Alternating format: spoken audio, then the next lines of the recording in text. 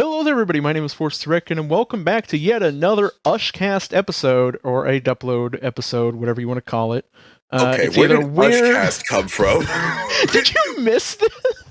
Yeah, apparently. Where did Ushcast come from? I wasn't briefed on this title. We'll get to that in a second. My name is Forced to Reckon. I'm joined, as always, by my co-host, PowerCore. Hello.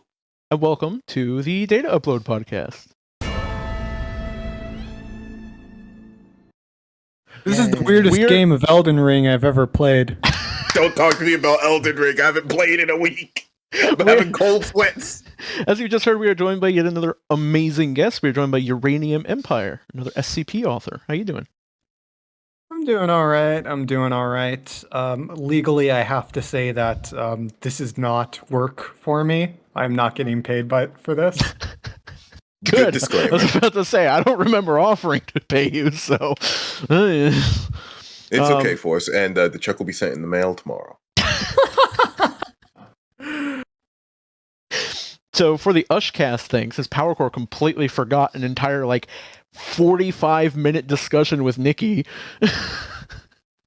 I have. When we were Googling if there was a shorthand form for US A, B, C, and the entire alphabet that way, Ush had an Urban Dictionary definition. It was something weird, strange, or confusing to react to.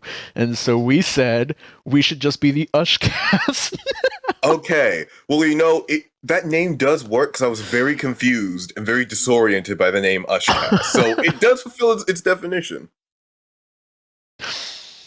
So,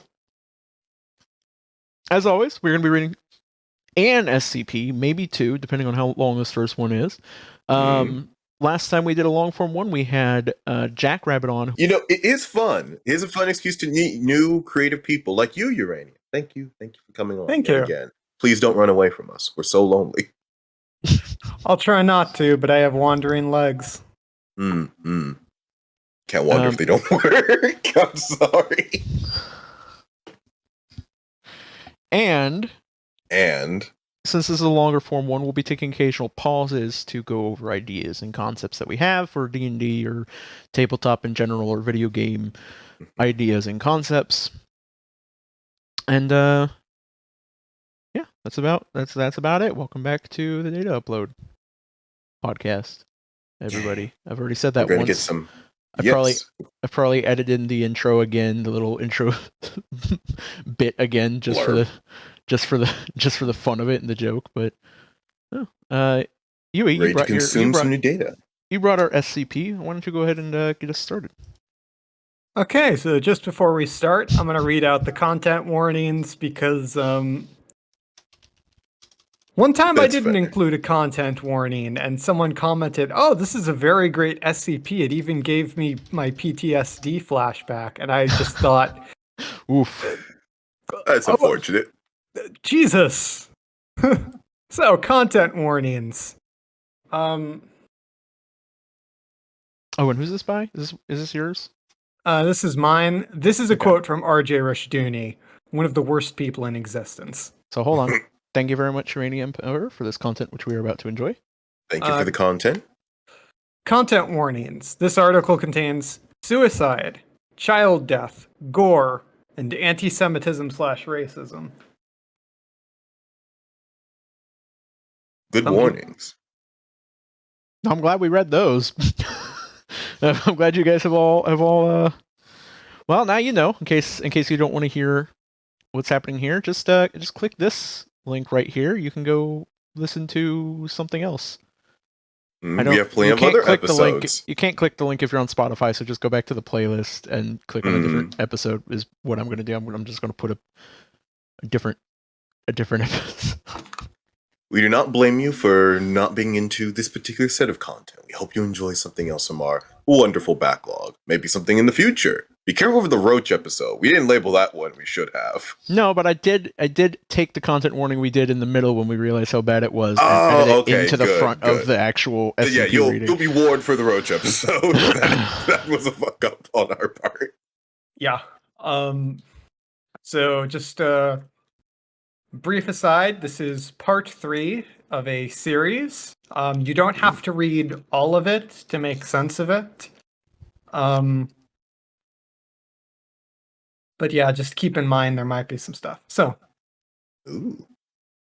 yep, that's I tend to use threat levels in my SCPs when Procon Lauder doesn't threaten me with expulsion from a contest for doing so. I guess he's no longer. Is he? I think he's no longer staff. So like, don't ask any of us. You have more know than we do. Oh, I'm no longer staff either. Still more know than we do. Funny story about that. I got a job.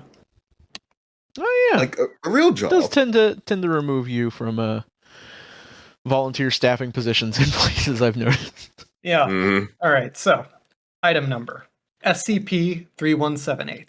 Object class Euclid. Threat level yellow. Special containment procedures. Due to the isolated nature of Whitewater, containment is focused on controlling the flow of information out of the village. With this in mind, agents embedded within major internet service providers are to prevent the expansion of internet services until SCP-3178 is identified and contained. Mobile Task Force Gamma 691, when something interesting happens, is to be kept on standby in case of activity that may escalate 3178's object class or threat level. 2 officers are to remain within Whitewater in order to investigate SCP-3178. I do like the task force name. That is all. Thank you. Due to the presence of a GOI 952, Olney Ironworks, manufacturing center within an hour's drive of Whitewater, the Foundation is looking into solutions to the issue of cross-contamination with SCP-3178. SCP-3178 is a phenomenon, entity, or series of rituals responsible for several anomalous events within the village of Whitewater, Mississippi. It is, in fact, a person, place, or thing. Kind of what that sounds like in my head. Phenomenon, like, yes, entity, or actually is person, place, or thing. Yeah. The nature of 3178 is unknown, including whether or not it constitutes a singular entity or force. The population of Whitewater is aware of 3178, attributing it to the acts of the Christian Trinity. Confinement of 3178's events to members of the Whitewater Baptist Church, of which 71% of Whitewater's population belongs to, is cited as proof of this. It is known that 3178's influence was first recorded by the populace on September 13th, 2001. I respect you for using the name, not the number. I would have just gone with the number. Following the inexplicable recovery of Pastor Red Harding after 2 hours of clinical death as a result of an untreated coral snake bite. Since then, multiple anomalous events have been recorded. Sorry, to clarify, Pastor Red Harding died of a coral snake bite for 2 hours and then came back to life. Yep. Okay. Quote, prophetic vision, unquote, depicting the exact location of Calvin Harding, then missing. The spontaneous pregnancy of Miss Macy Hill, immediately following a confirmed miscarriage, the occurrence of snowfall during the funeral of Deacon William Barnes, despite the date, July 7th, and the impromptu recitation of Luke 23, and subsequent spontaneous combustion of Mr. John O'Connelly during his court appearance for kidnapping and battery. Okay. Wow. Spontaneous combustion. That was a very surprising court case. That's spicier than anyone expected. This isn't so much an idea. We pause for a second. He was just about to reveal who killed Epstein. Oh. Well. Darn. He sadly self-immolated and spontaneously combusted at the same time. Poor thing. No, this actually, it's not an idea I'm having from it. It's an idea I've had, which I feel was part of the premonitions granted. I have an NPC in my current campaign. Party hasn't met them, or they're in the campaign world. They may never even come into play with the way we're going. Story going on. Yeah, relatable. Well, I mean, it's just I tend to do this is like I fill out areas around the spaces that my players are in case they decide to fucking wander there. just completely off task. So I'll like make a few interesting NPCs. So I have an NPC in a small village in a specific location, who is the born again leader of a church to the god of necromantic magic in that realm. And so the whole premise is that he feels his town was done dirty based on the way it was destroyed, and so he's rebuilding it from the ground up, piece by piece, person by person. So he's going through and finding the pieces of each person using visions from his pastor or from his god and stuff to resurrect slowly and give life back to new people, to the old people. The born again necromancer does sound funny because he literally was born again. Yep, it's literally it. So it just made me think of that guy. It's not an idea. Like, I don't know. Oh yeah, I'm Jewish, so like my idea of Jesus is like not what most people's idea of Jesus gets to become. A prophet instead of the Son of God? Nope, not even that. Actually, there's some people who think Jesus was a prophet, but not in like he gave prophecy, but more in the sense that God gave him a message to recite just so that history would go a certain way, but like there's no real religious implication to what happened to him. Some people consider him a non-figure. Some people consider him like a villain. Nobody really considers him a prophet on the level of like Christians, I imagine. Yeah, even Noah. Wow. That's actually interesting bit of theology. SCP-3178 was discovered following post-incident investigation of Incident 5952-C-Ford, which is a link to 5952, the first in the series.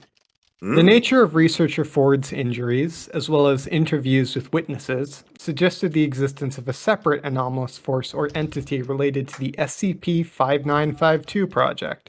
However, further investigation revealed no apparent links between 5952 and 3178, aside from the involvement of Joseph Comstock Rockwell, a Whitewater-based Baptist preacher working as faculty in WWSCSTT Whitewater Second Chance School for Troubled Teens. Is that referenced in the other parts? That's referenced in 5952. Gotcha. Elder Rockwell rebuffed initial requests for an interview, citing both the schedule and the Foundation's alleged conduct during Incident 5952B, Schumer Velasquez Ford. Furthermore, persons of interest to the 5952 project either refuse to cooperate or lack significant knowledge of the 3178 phenomenon. On May 13th, 2010, Foundation Overwatch ordered investigation into the 3178 and its connection to Whitewater. Officers Efrain Rodriguez and Connor Shaw were deployed in response. I should know how to pronounce these characters' names.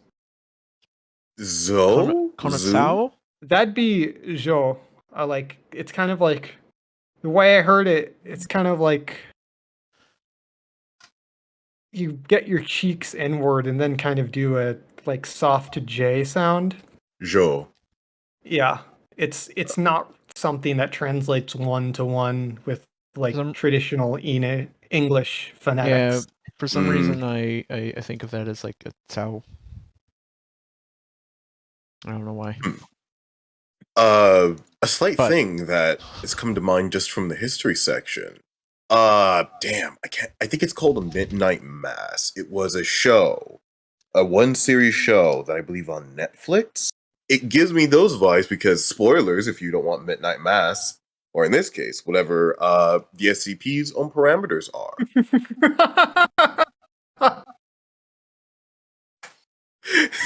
That was a disturbing laugh. I tend to give those. I find that encouraging. I mean, yeah, it wasn't a bad laugh. It was just creepy. Creepy laughs can be good. Let's popcorn this off. I'll go next, sure, for Addendum 3178003. That's a big one. I know, I saw. Gamma 691 logs. Officer Efren Rodriguez, Wednesday, May 13th, 2010. Officer Zhao and I entered Whitewater from the south through one of the two roads in and out of the city. We went through the back road, coming off the MS 26. I'm told that the northern road is a throughfare. My first impression wasn't positive, you could say. The locals weren't very friendly. This was to be expected, though, given the racial demographics of Whitewater and its home country.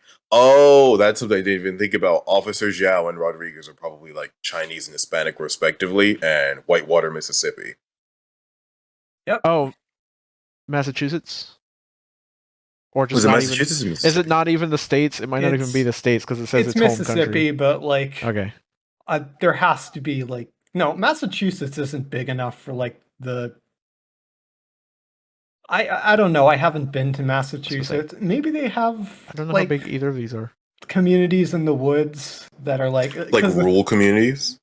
The thing about like American racism is a lot of people think it's just the South, but like, no, honestly, it's more like urban rural.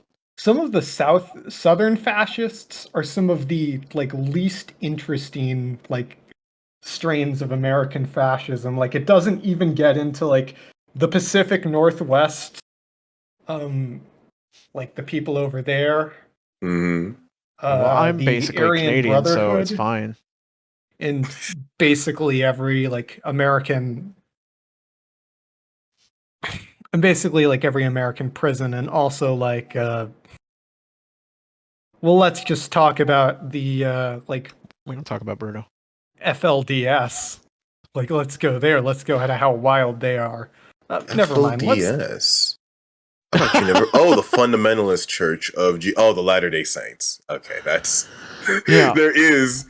I like the historical context though, actually, because this is also, I'm assuming, a little bit of what you were thinking of when writing these sections. Syrup. Yep, I will say the series was heavily inspired by a lot of Behind the Bastards listening, especially their, I think, 6 or 7 part series, The War on Everyone. But you already like the premise set, because it gives a good vibe for how the townspeople behave through the lens of Rodriguez.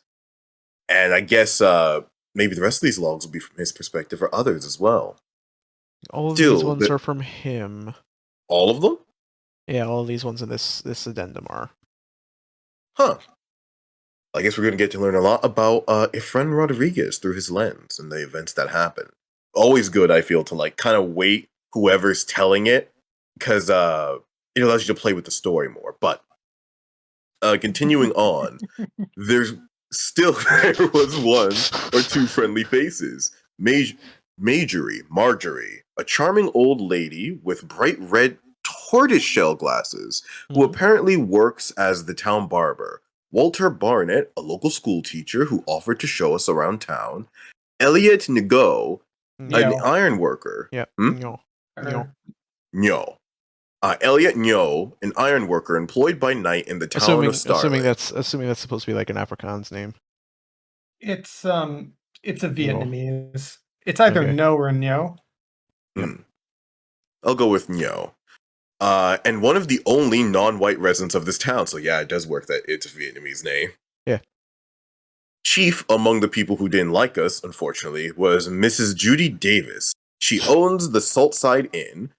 Guess she was a bit salty. The only motel in town, and only where Zhao and I will be staying during the duration of the investigation. What was that? Only on the side, though. She's only salty on the side. True. Only partially salty. On the front and back, she tastes fine. You know, that was a good one. I don't even have anything else to retort. That was just a good one. This is what I've learned about our podcast so far. PowerCore's got the deep, insightful comments, even though he can't read for shit sometimes. And I can read and act out fucking hell, but I will just make jokes and make none of the actual deep, insightful comments. Yeah, it's very rarely. A match truly made in heaven. Yeah. I just laugh ominously. You can hear me laughing ominously on Discovering SCP's video that featured me. To be fair, the ominous laugh. I think everyone who does SCP readings at some point needs an ominous laughter because it's just part of the environment, you know. So everybody needs to have UraniumEmpire on at some point. They do. As they should. I just need a laugh track for you, by the way, so I can just edit it over things. Not even for the podcast, just in general. I love the way Uranium's laughter just radiates, you know? It's a good accessory whenever he's around. It's clear that she was annoyed that we were looking for what? Let's try that again. It's clear she's annoyed that we're here he can't for what? Read at all. To the town is essentially investigation into the workings of the struck out Judeo-Christian God. But I'm not sure she can afford to turn us away. This place doesn't look like it sees much commercial traffic. I'll keep you posted. Let's be honest, in these small towns, she probably would get plenty of support from the fucking townsfolk, but it's nice to have actual fucking paying customers. Mm-hmm. Other than Bob, who's currently estranged from his wife and he's just sleeping at the motel, or the kids want to crash out. Or the obvious teens that would 100% go there to have sex so their parents aren't around. All the little economies of a small town. But I'm so disappointed that I included neither of that. I like to think it's implied. It allows my mind to run around with it. It's a small town. You don't need that. It's just there by nature. Officer Friend Rodriguez, Thursday, May 14th, 2010. So the next day. Locals seem hesitant to interact, not for a lack of trying on our part. Zhao and I did the rounds, or as much as we could in a dry country. Assuming they're not just writing us off, a big problem is that there isn't a lot to do in Whitewater. If people want to do anything, they have to drive to Starling out west. Really, there aren't even grocery stores. Ironically, the one person willing to talk to us was Mrs. Davis. She doesn't quite like us, but she stopped short of calling Whitewater a sundown town. I logged our interview, should be included with this week's report. To be fair, she's not a proper, innkeeper if she's not willing to talk with anyone and everyone, no matter how much she likes them. You gotta get that gossip. You're the town crier, basically. Look, they just asked, so have you heard any rumors? And that got her going. I was about to say, plus, how are you going to give anybody who asks you for rumors their quests if you don't? Look, she just has a lot of questions. She doesn't want to give it to you guys, but there aren't many adventurers. Oh my god, wait. We have already created an idea. It's just like the innkeeper-adventurer dynamic, but adventurers in this world are like mercenary police officers. It's all modern, but you take all the fucking fantasy tropes, but it has to be applied to urban fantasy. You're just like a rogue cop or a rogue soldier. You stay by motels. Not even rogue. Not even rogue. This is just, in this game world, you are an official officer, but the people who handle, arrest warrants and stuff, and, the bounty warrants and stuff, are the innkeepers and hotel managers of the world. You have to go there and be like, you heard any rumors? To get your job for the day. Have you tried D20 Modern? I know of it. I haven't run it yet. Yeah, it's a thing. Yeah, it's a thing. Wizards of the Coast made it a while back. I think around 3rd edition. And I remember, what's his face? Bogleach did a review of, some of the monsters there. God, this seems kind of neat. I kind of want to play this now. Tell you what, Power Core, here's what you could do. Which furry roar? I see you. And I want to say I'm glad you mentioned Canada. Because one of my absolute worst, most morally reprehensible characters is from Canada. we had this comment with Nikki because Nikki's Canadian, and we were terrified of her. We were shitting on Canada, and then Nikki was like, "Wait, you're from Michigan, aren't you basically Canadian?" I'm like, "Yes, you figured it out. I'm actually just Canadian." Wow. But yeah, and he's just a fucking heretic. I thought you were a true-blooded American. I made a joke about it very quietly while you were reading, and Fury was commenting on that. But yeah, I do make this. I made the comment that I am the hillbilly guy with the chainsaw, but I put on a nice suit and trim my beard a little bit because there's a meme image that I still can't find. I pick and choose my battles. I just we accept never the fact that fight you're over JoJo's anymore. Come on, Power Core. How are we supposed to have domestic conflict if we never fight over JoJo anymore? We should probably get back to the article. Oh god, this is a good point because that was going detach really far. Officer Efran Rodriguez. You know, there's a police officer in JoJo's Bizarre Adventure. Friday, May 15th, 2010. Elder Rockwell came back to Whitewater. The locals treat him like something of a celebrity. When he came into town, everything stopped and took attention. Locals practically mobbed him, showering him with praise and begging him for spiritual advice on a great many matters. Even the schoolhouse stopped class so students and faculty could gawk. I swapped words there. When I saw him for myself, it wasn't hard to see why. Rockwell's the tallest man in town, built like a carpenter with the charisma of a con man.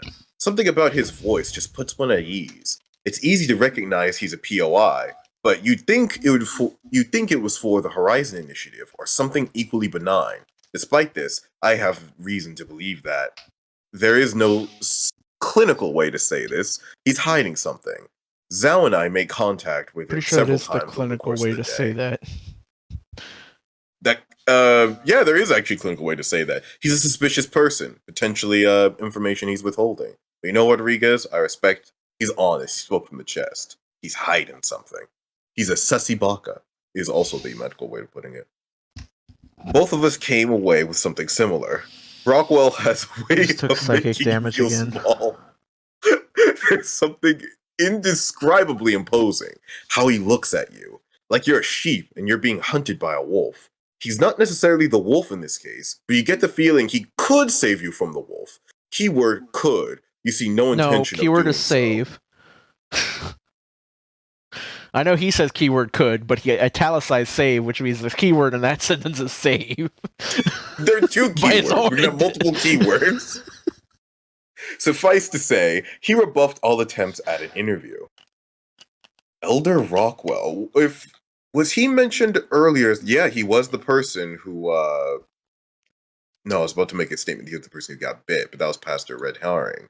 But I do remember in the history section, it does mention Rockwell. So I was wondering where I'd heard that name before. Fourth section, Officer Efran Rodriguez, Monday, May 18th, 2010. Elder Rockwell is something of a prophet to these people. Unlike most prophets, he has a schedule, spending most of the week at a nearby boarding school before coming back on Friday to fulfill his diocesan duties. I think it's diocesan. Diocesan. Diocesan. Back on Friday to fulfill his diocesan duties. He's gone by Monday. And diocesan means duties. The bishop of a diocese. I'm sorry, the definition of concerning or dioceses.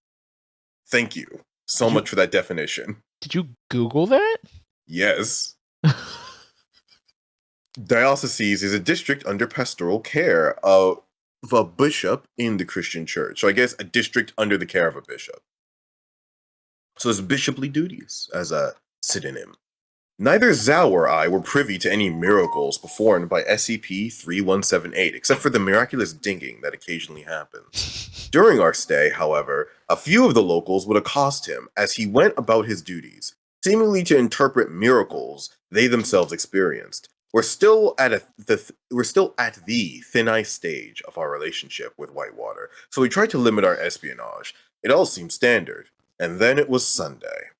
Whitewater wasn't particularly active on a good day. Again, there's not much to do. But Sunday morning stood out as particularly still. Nobody went outside, not to tend a lawn or sweep their driveway or anything like that. The only thing open was the station just outside the limits. Zhao interviewed the teller, or tried to. He's a heavy-set, middle-aged Latino from the town of Starling. That's as much as we could get out of him. Says he doesn't know much about Whitewater, only that he's heard the locals he's only heard the locals can get really weird. Jesus, you really screwed that up. I'm Shaden, my mouth is really dry. You're welcome to popcorn. Okay, I'm hydrated. No, I keep going, because I'm actually into it now. He's only heard that the locals can get really weird about the Sabbath. We don't have the clearance to probe him about SCP-3178, so that's as much as we can be gotten. Where did I get "we" from? I got it from the previous line. So that's as much as can be gotten until we check in with command. Although we'd assumed it'd be a quiet day, we're here to investigate miracles, and the strangest thing we'd seen... You said although. Altogether. Altogether, it does look similar. That one's a more excusable fuck up.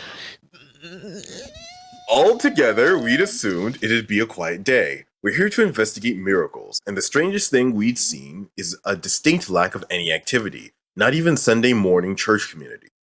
And we later learned Whitewater's Sunday service begin in the evening.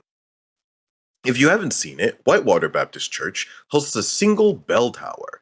The bell itself is small and shouldn't have been able to reach much farther than the campus. Theoretically, the bell's toll cannot reach Saltside Inn, which sits at the other end of Whitewater, except that they did. I'm not sure if it was one of the miracles of SCP-3178, but at 8:17, Zhao and I heard a series of loud tolls. Well, loud tolls of a bell, but I shorthanded it. This wasn't the tiny buzz you'd expect from the actual bell, but strong, lingering, deep.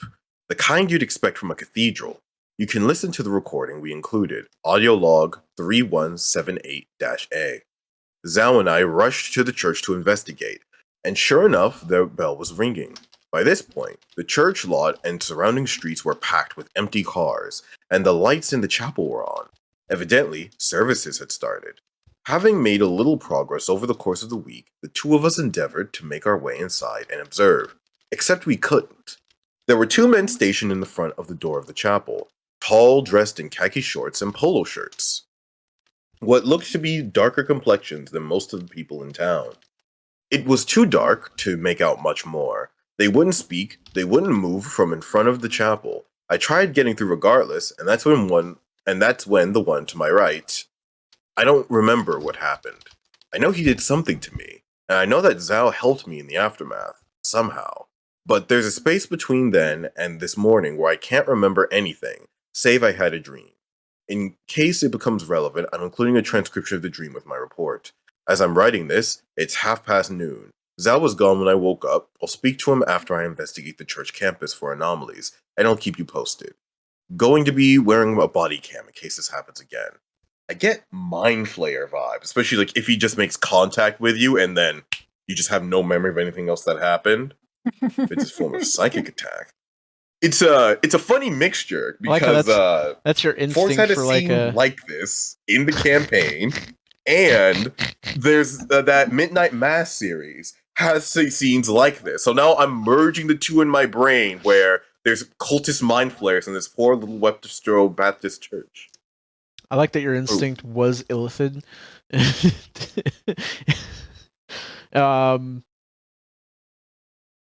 was going to say something. I forgot what I was going to say. That's unfortunate.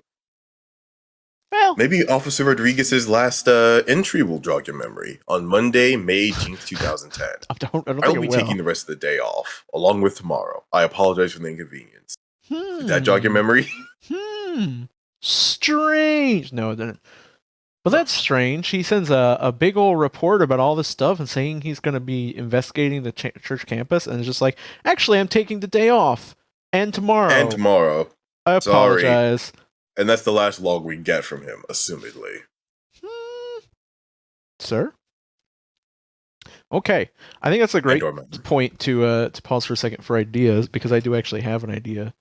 Mm-hmm. I will be right back, and I will be nodding in agreement for your idea until I do return. So you agree that I'm better than you. Great. Awesome.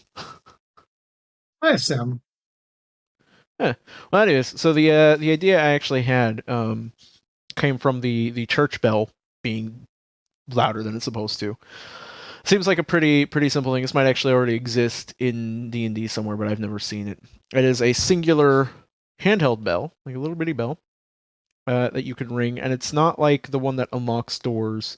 Instead, this one allows you to choose like an area or like specific creatures within a certain range where the bell is heard, other than next to it, so that you can't hear it normally. You have to consciously project the noise to a certain location. And then as you do that, it allows you to, like with speak with animals, the natural like gnomes speak with animals thing, you can communicate like a simple idea or a concept with people who hear the bell as well, if you'd like.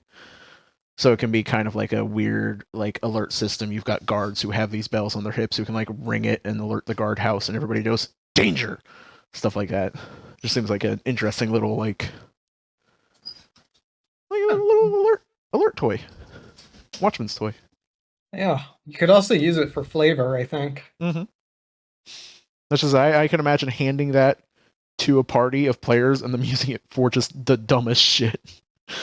Oh, no doubt they are going to misuse that to just like fuck with the NPCs they hate. Try to adopt stray animals like PCs want to do. Furious that makes a good point.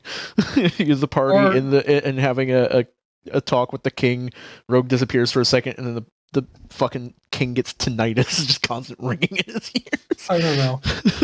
I tend to attract like a very certain kind of player. Like I was running this one, like most of my games are like Gilded Age era, like 19th century style, like Pathfinder games.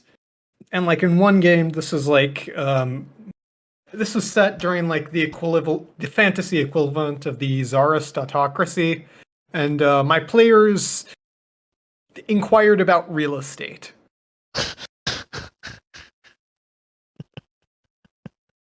Like they decided to become real estate brokers. Yep. I've never had a party that does that. Most of my parties, I have this weird thing where, so a lot of my parties tend to be non-violent. Like I almost seem to have to make the NPCs the aggressors in most situations in order for any combat to happen. But I'm sorry, I missed the ideas portion you guys had. Well, I had my idea, which I've gone over. Yui, have you had any ideas, or is there anything that you've just been thinking of game-related at all during these readings and talks? My head is just empty. Like it's just a dial tone right now. I'm sorry. You're fine. Listen, I'm gonna be honest. A lot of guests end up needing like to really get into the element. I might actually do that going forward. Powerful. That's actually not a bad idea. Is having a prompt of like, here is one specific thing to think about to try and create something around for guests, because it's not something you really do very well until you've done it a lot, like I do. Like I actually, and not necessarily always on the spot. Like even I feel like during these, sometimes I have more trouble creating ideas than I normally do, because I'm trying to do it on the spot. I'm trying to force some of these ideas. Well, I do end up in the next few sections. You're gonna see something that might give you a few new ideas.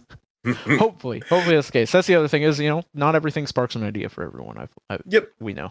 So not immediately. Like currently, a lot of this story is really reminding me of Midnight Mass, and I really liked that story. I love the whole premise of a small town with just like a pastor, but some fuck shit is going on with that pastor because he is a conduit for something way worse under the guise of, oh no, it's just small miracles by because I want to say and I guess this is broadly an idea, but more just like a general genre talk. I want to say a lot of like older myths about like fae creatures or kind of less Judeo-Christian demons, more general, it is a spirit. Often they would represent themselves like this. It was just a small demon that would start giving boons to people. Everyone around here suddenly way more fertile or way stronger. I will say that I have opinions on the term Judeo-Christian, and that term's it's going to be parts in this article. Because I noticed the Judeo crossed out, and that is interesting. I want to pick your brain on it, but we need to finish the article first. That way I don't force you to spoil something on accident. Interview logs. Yeah. I can keep you doing the interview logs if you want. They're back and forths. They're voiced things. So you did Rodriguez's logs, so you'll be Rodriguez in these. I guess I'll be Zhao, who was the other officer. You want to be Davis, Yui? Sure. And then we can just, like, when it gets to the other people who get added in, any other people, we can just, like, pick someone who's, like, not active. So yeah, because there's also, like, an unidentified woman, and then that's all 4 people who talk ever. I might actually do that one, too, because it looks like Zhao only has, like, 2 lines. So I'll do, like, the in-betweens and, like, the unidentified woman and stuff, but... Sure. Right. If you want, I could do Zhao and Rodriguez, and Yui can do Davis, and you can do woman. No, I'll do Zhao and woman, because they're both in separate ones. I don't think Zhao's even in the next one. Right. So Uranium's Davis. You want to do the narration? Yeah. Okay. So, date May 14th, 2010. Subject Judy Davis. Interview log 3178F. Begin log. Interview begins in what appears to be the residence of Mrs. Davis. The room is cluttered with boxes, trinkets, and scattered fabrics. Officer Rodriguez sits on a wooden chair. Officer Zhao, who begins the recording in front of the camera, joins him soon after. Mrs. Davis remains standing. This ain't reflecting good. Sorry, Mrs. Davis. We just want to be thorough. Thorough's gonna be the death of y'all. Again, we're sorry. Ain't a threat? You don't look an angel in the face. Interesting. Do you mean to imply we're dealing with angels, Mrs. Davis? I know your kind, I do. Urbanites. All concrete and plush. You're used to the rats. Pigeon crap, all the grime, think it's the toughest it gets. But everything worth anything's marked with pretty yellow lines telling y'all where and where not to put your feet. You ain't know a lick of America. Jackson, St. Louis, New Orleans. Bastions of cold comfort. Not a bit of God in all of it. So just the line marked with pretty yellow lines telling we where to go. Just maybe think of every parkour game where you see the little yellow markings to like show you live life with a tutorial on. You're not a real American. Also, love your Davis. Yes. Thank you. How do you mean? God ain't there. Sin all you want. Pray all you want. He ain't hear you. Nothing's possible. Mrs. Davis glances towards the camera before looking back at the officers. Stay here long enough, you'll see God. You'll see more than you ever wish a God. Right here's his pulse point. Don't follow the red line, or you'll get to his heart. Or you get out of town. Save you the trouble. I'm sorry, but are you telling us to avoid God? I was raised Christian. I was told he was everywhere. I was told he was good. This doesn't sound right. What do y'all know about God? Your kind can't even trust him. They send y'all here to survey, pick through his work, figure out how he does what he does. I know you ain't no God. If you did, you know that through God, all things are possible, and he don't need any reason to do nothing. Wouldn't be sticking your face in the fryer. I mean no offense, Miss Davis, but you talk as if God wishes us harm. Miss Davis opens her mouth, only to pause. I call it God-fearing for a reason. Miss Davis spits on the floor. She refuses to answer any more questions from this point forward. And I love that you included the term God-fearing, because this is also literally what God feared. Old Testament God was meant to be feared and worshipped, because he would fuck you up if you didn't. Have you ever seen, it was a TV show, Olympus... It was a TV show about Olympic gods on Netflix, a Netflix special. Was it like Blood of Zeus? Blood of Zeus, yeah. It was actually not a great show. It wasn't. Zeus it had some really cool fighting near the end, some really cool god fights that were genuinely really cool. But it also had a really interesting concept I thought of with Fate and the Fate Weavers, or the Fate Sisters. Wherein the Fate Sisters described it as the young boy was like, well, fate can't be real. I have freedom of choice. You've told me this, but you're also telling me fate's real. How can that be? Since, well, fate is just what it looks like to us, is what you understand. We see things from a different perspective. We can see, it's like you're a child crawling on the table. You can't see the edge of the table until you're about to fall off. Whereas we're adults standing on the side. We can see the edge of the table, and we can push you a little bit to make sure you don't go off the table too early, or you don't run into the edge of the table, or step on that knife that you can't see, or we see it from a different perspective. So to you, what is fate, what is predetermined because of the choices that you will make, by us giving you the nudge, we change that. It's still choices that you're going to make, but until something interrupts your path, you're not going to change your choices, and we can see the choices you're going to make So here we're telling you what your other choice is. So you can make that one instead if you want. If I'm allowed to bring in the big philosophy bro terms for a moment, it's the idea of determinism where because cause and effect is real, that kind of logically means everything's in a way predetermined because every outcome has a cause and each one of those causes is created as a result of a different outcome. So you can kind of logic chain your way through. Your life is quote unquote preset because of who you are. You will make certain choices that will create new sets of choices that you are going to make because of the person that you are. Even knowing this, like no one could truly know it, but even if you didn't know it, now that would have to be accounted for because you knowing that information would then change your choices. But then that next set is still preset. And but you are still making those choices. Like it's not like determinism doesn't. It's not. I think it's a term called like compatibilism. Determinism doesn't remove your sense of free will, but free will is not a binary. It's always a gradient.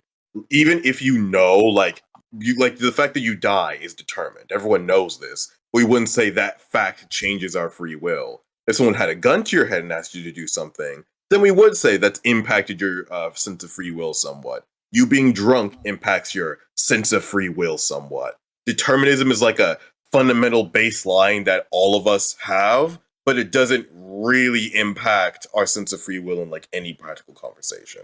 So they can live together. One doesn't exclude the other. No one's free of like their environment. You can only express yourself through your environment. See, like I said, big brains. There's your philosophy tiny bit for the day because I use words like determinism and I can't even keep up with the rest of the terms.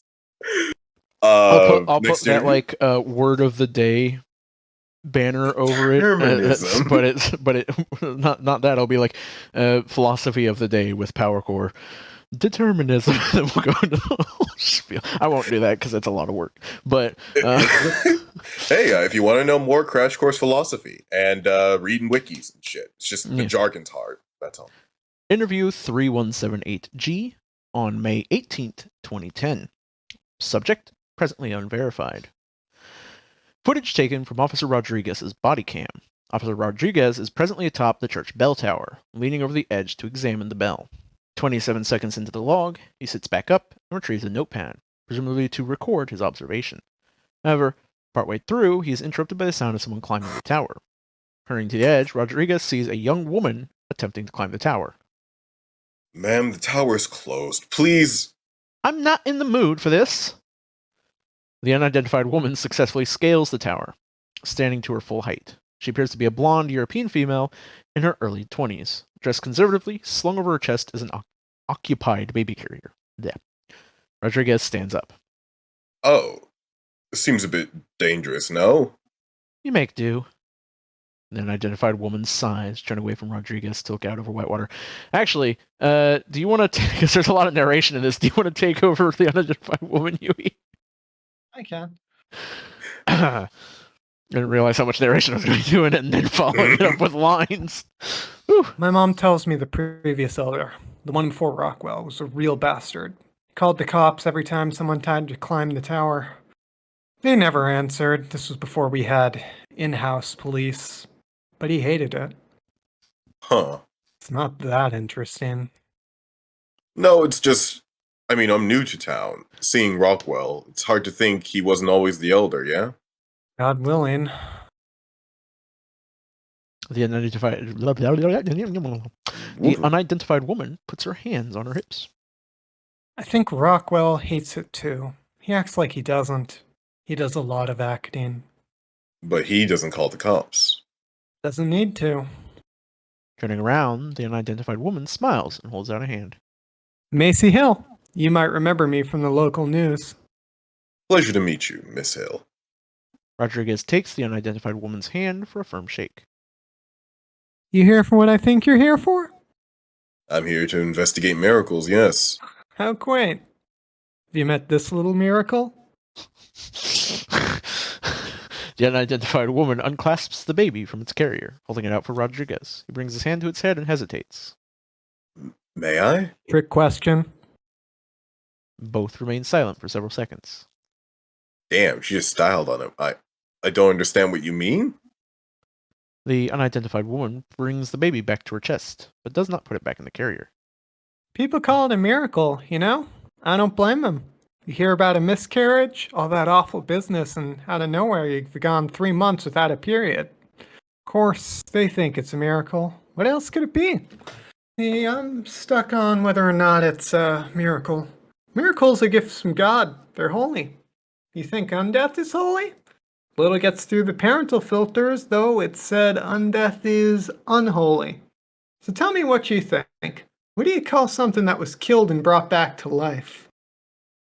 Both remain silent for several seconds. I'm sorry for your loss, Miss Hill, but Don't feel sorry on account of this little shit. I had it killed for a reason. you killed your baby. I didn't kill a baby. I killed the parasitic clump of cells fucked into me by my deadbeat ex. I Holy killed shit, it so Based, many I'm sorry. goddamn times.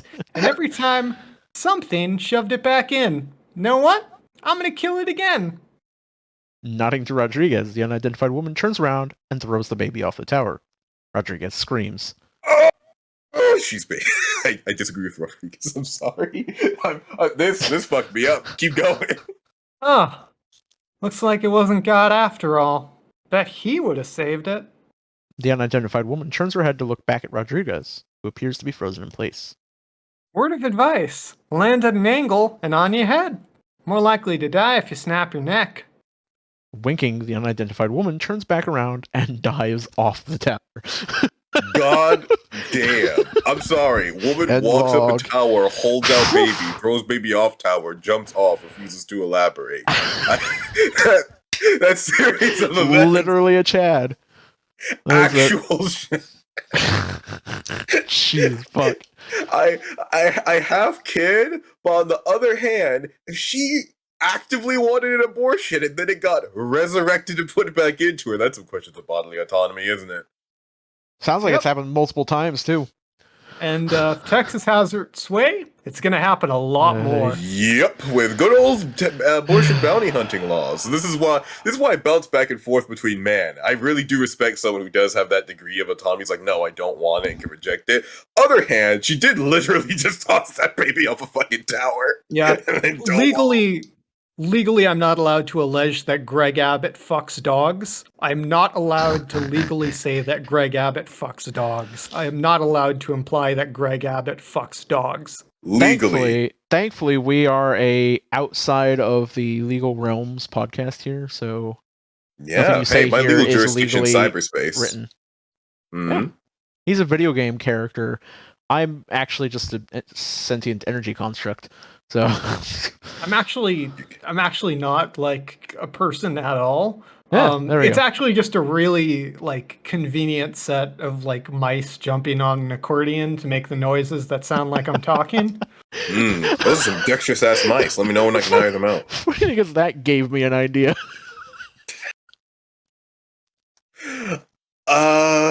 There's, you know what? I do have a kind of fucked up idea, but it has inspired something within me because it is a fun. I say fun. When I say fun in terms of ethical question, I mean it questions everything you stand for and your own morality, and that's very fun to me. Well, most go ahead. people, like some people, like have this real issue of this thing. It makes me think that anything that or not even that it makes me think, it's trying to make me think that what I believe is wrong. It's like that's doubt. That's kind of a good thing. If you can approach something like that and listen to it, understand it, process it, and you'll either come out finding a new way to believe in what you believe in already, or you'll realize that something you believe in is bad or wrong or false and grow. And it's if you don't do that, you will never become a truly great person, in my opinion. You will stagnate and basically just not be interesting at all. There are a lot of things that I've learned that have been like, oh shit. Wow. I was wrong. I was an asshole. I'm wrong. That's the best part of being human. Yeah. Yep, I would say it's an essential part. That growth of realizing when you're wrong and adapting to new circumstances. And doubt's a good indicator of that. Like with everything, you can have too much, but not, I would say for like every human emotion, you should have some amount of it. They're all valid. Definitely. There's like good human emotions, like being able to change and happiness. And there's bad parts of being human, like the constant sort of malaise you get from like your digestive system working. Yeah, oh man, that one's more relatable than I even care to admit. But hey, that knowing your digestive system works and it purging can still help you. You're doing it all the time, more of an inconvenience than anything else. But the idea that I got from this was almost twofold. There's another one, bacon, but I need to let that one stew for a bit more. Just the idea of you know how Nurgle is like life persistent and life overgrown.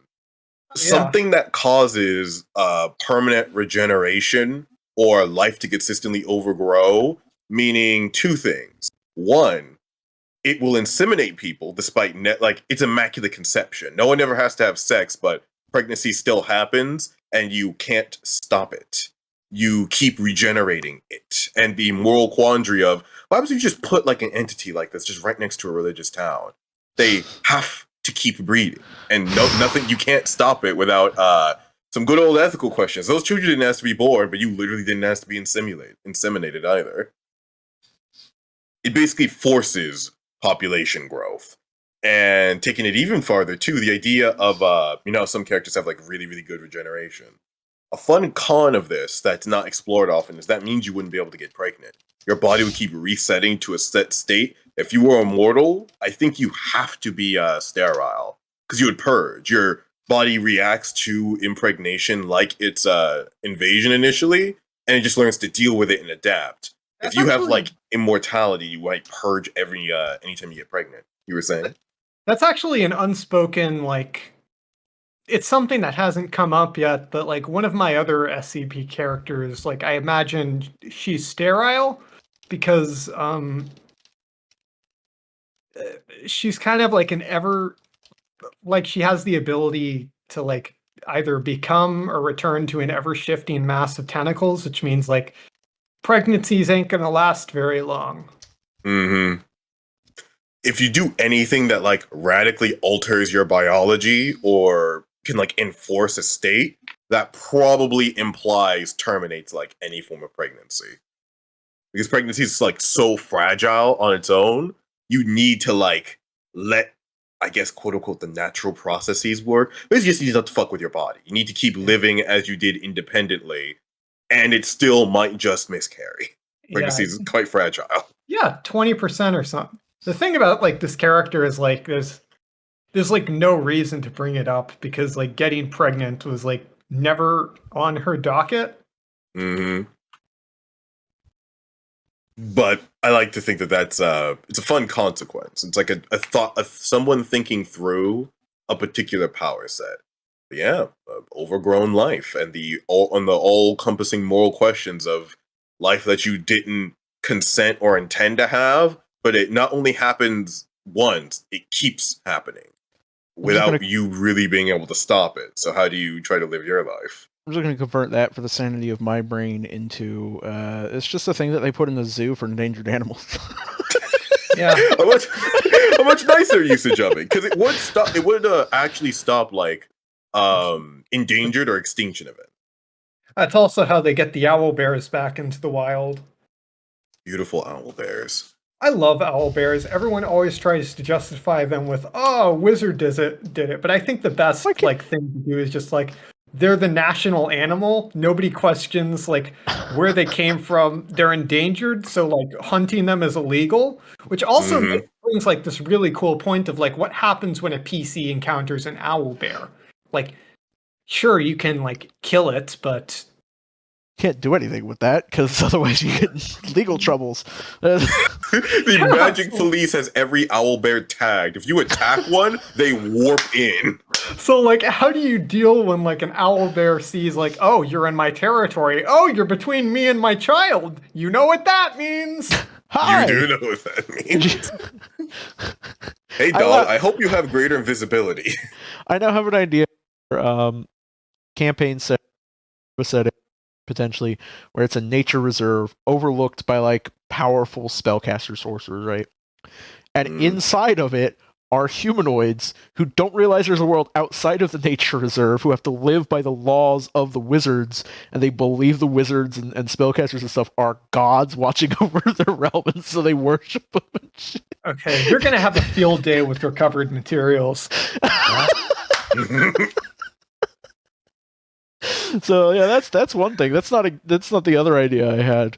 I'm gonna write that one down real quick if either of you had an idea while I type. I think I'm good. Just I think that the pregnancy one, that interview log so far is like my favorite thing out of this article. Just Judy, what an absolute Chad. Mrs. Davis, I salute you. Oh shit, you know what my nature reserve thing actually makes me think of? Well, it does make me think of another thing we thought of last podcast. Well, it makes me think of Ark Survival Evolved, weirdly enough.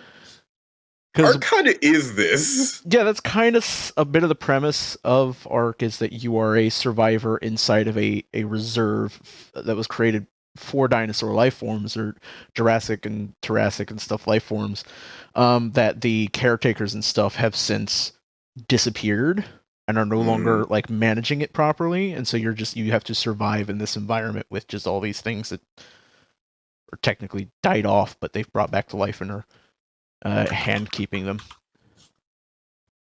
To completely derail everything, is Ark like still a thing? Is it still running? It is still a thing, but it's not like a. I mean, like, I'm sure there are servers and stuff for it, but the Xbox TF2 servers are still up, so this is true. Actually, Ark is still going super strong. 44,000 people just playing like today. Wow, that is shocking. That's actually impressive. Maybe we should do an Ark stream, Power Core. You and me. You can get a model implanted in the game that is your character, so you can exist in there. And I've come in to rescue you. Real quick, my other idea, said by UraniumEmpire, describing the reality of his existence as a bunch of rats just bouncing on or gerbils or whatever it was, just bouncing on a accordion, is literally a humanoid life form construct that was accidentally created by rodents, just existing in a place, and just like cause and effect created this construct. Oh, that's a funny as hell existential crisis. Who is then weirdly piloted by those same rodents who live inside of them. And so you have a druid construct who has these like rodent creatures inside of him who are the actual creatures, because they're technically the things piloting him and making him do things. He has no like sentience of his own. It's emergent as a result of a bunch of rats just like chilling, not even doing anything. He now has an emergent consciousness and he doesn't know why. No one really knows why. He only cares about rat things like acquiring produce. He has to eat because it feeds the rats inside of him. That's what the food does. And he needs the rats alive because they pilot him. The water, like, normally he would have a reduced water load, but like he still has like the normal PC water load because why am I saying he? Like, they could be any gender. Normally they have like they'd be multiple genders if they're multiple rats. Yeah, it also could be that like they need the water for like some natural coolant system. Natural cool. Maybe there's a lot you could do with that. There's just a lot. Yeah. Because if you say they need more iron in their diet because the rats use it in order to build like little hovels and little nests, which is his skin. And like his regeneration is the rats just rebuilding him because they like their shelter. It's just such a weird concept that I had. Like, all right, here we go. If we're being super honest, it's what your cells are and do. Yep. We're all just rats inside meat skins. Recovered materials. Recovered materials. Our heart is the muscle the size of a rat. You want to start us off back in recovered materials? All right, recovered materials. Do you want me to read this off? Yeah, why not? Designation I-3178-C. Data retrieval May 17th, 2010.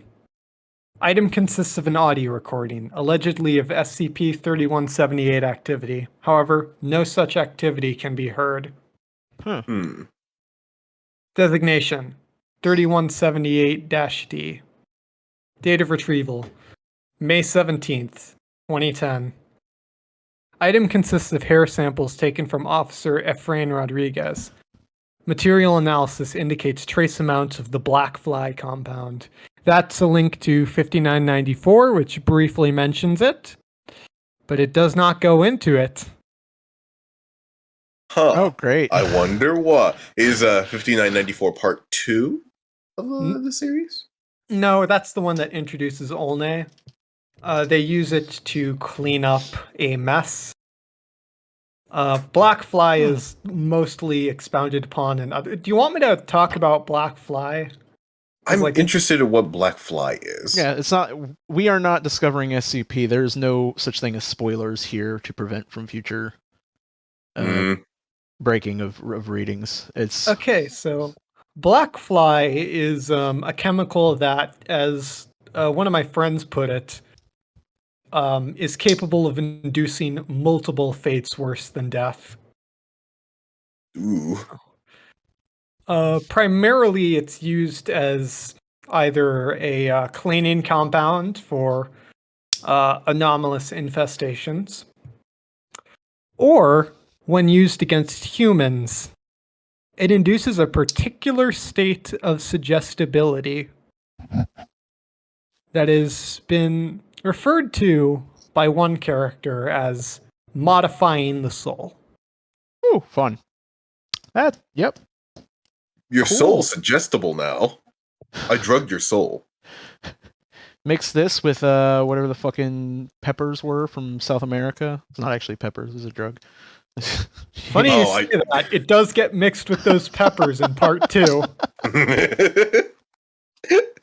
Because sure, why not? It is something you would think about. Even though I was thinking, man, mix this with some angel dust, you'd have one hell of a time, huh? I was my first instinct. Why would it be the first instinct of the people actually utilizing it? Because you can can you imagine what you could do to a person like that? I not only drugged you, I drugged your soul, dog. You're never leaving me. Yeah. Item 131 I-3178E. Date of retrieval May 18th, 2010. Item consists of a 990 Hypnos report recorded by Officer Efrain Rodriguez. And power? Yeah. Oh, yes. I'm walking through a maze. The walls are lined with pipes and trilingual hazard signs. The crowd and various halls and rooms are vast arrays of industrial equipment. My only source of light is a handheld flashlight. I know somehow that I'm trespassing. Moreover, something in the back of my mind insists that whatever I may be looking for, I won't find it within the maze. Something drives me to continue. Some external force I have come to see as a yoke around my neck. The maze hates me for this. Something is hunting me. Though I have no idea where my hunter lurks, I am somehow innately aware of the fact that my hunter is gaining on me. What begins as trespass quickly becomes a frenzied rush to escape my hunter. However, I have gone too far into the maze and have lost track of the exit. Part of me believes that whatever holds my yoke is indifferent to my survival.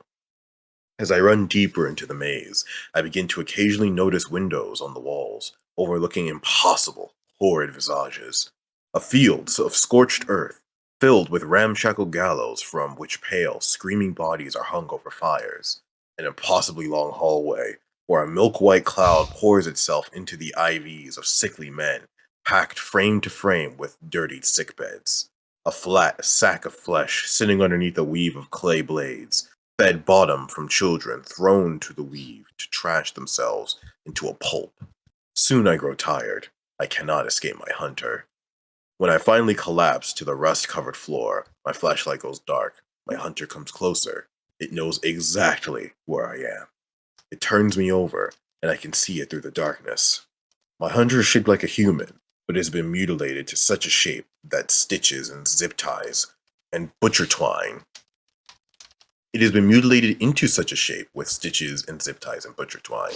Its skin is a tangle of slimy tentacles, red in color, lined with hooked suckers that cut into it with every motion. It is wearing a leather apron. Around my hunter's waist is a belt.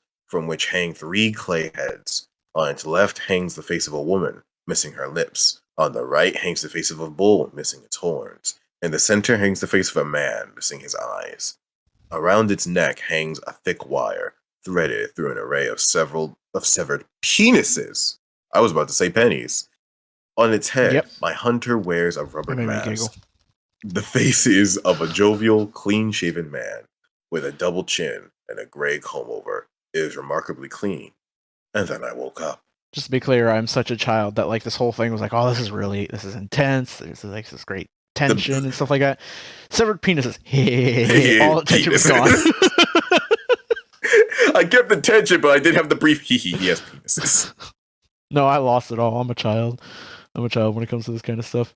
No, I did. I don't know if you remember this power core with the recovered materials. I did have an idea. Do you remember when we were talking with Hippo? I want to say it was.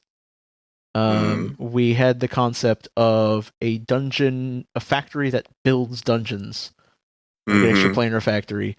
I like the idea of turning this into like the guardian of. Like, he's like the manager. It's just like he's like the floor manager who's you're fucking not around in the supposed to pre-built be dungeons. here. Come on, get you out of here. He's just like a grumpy old codger who just wants to like, get people out of his thing so that nobody mucks up the dungeons before they're sent out. They made him as scary as possible to, dissuade people from coming in. The thing is, he doesn't even hurt you. He just warps you away because this group obviously has like mastery over interplanar travel. So the moment he touches you, he just blips you. He's just like a generally good guy. So like you see him, if you do end up getting there somehow without like incurring his wrath and like they need to be kicked out, like if you get there legitimately, you see him like walk around the floor. He's like, "Hey George, how's the new dungeon go?" Just like generally casually speaking with the little imps behind the scene who are like sketching out the dungeons and shit to make them happen. If you question why do you have an array of severed penises? This is part of my culture. These are the fingers and the penises that I grow. And then as a sign of maturity, you dismember them and wear them around yourself to show how much you progress. I was gonna say they fall off like every time it grows to a new inch. That one falls. So it's just like the shedded skins of the previous erections that he had. It's like this is how many decades I've lived, because every decade it sheds and then a new bigger one grows. Yep, that made me think instead of a species where you've cursed him, every time he gets an erection, it will fall off and have to regrow. Oh. The anti-libido me curse. They're just called the libido. Erectile expulsion. We've gotten very off penis here.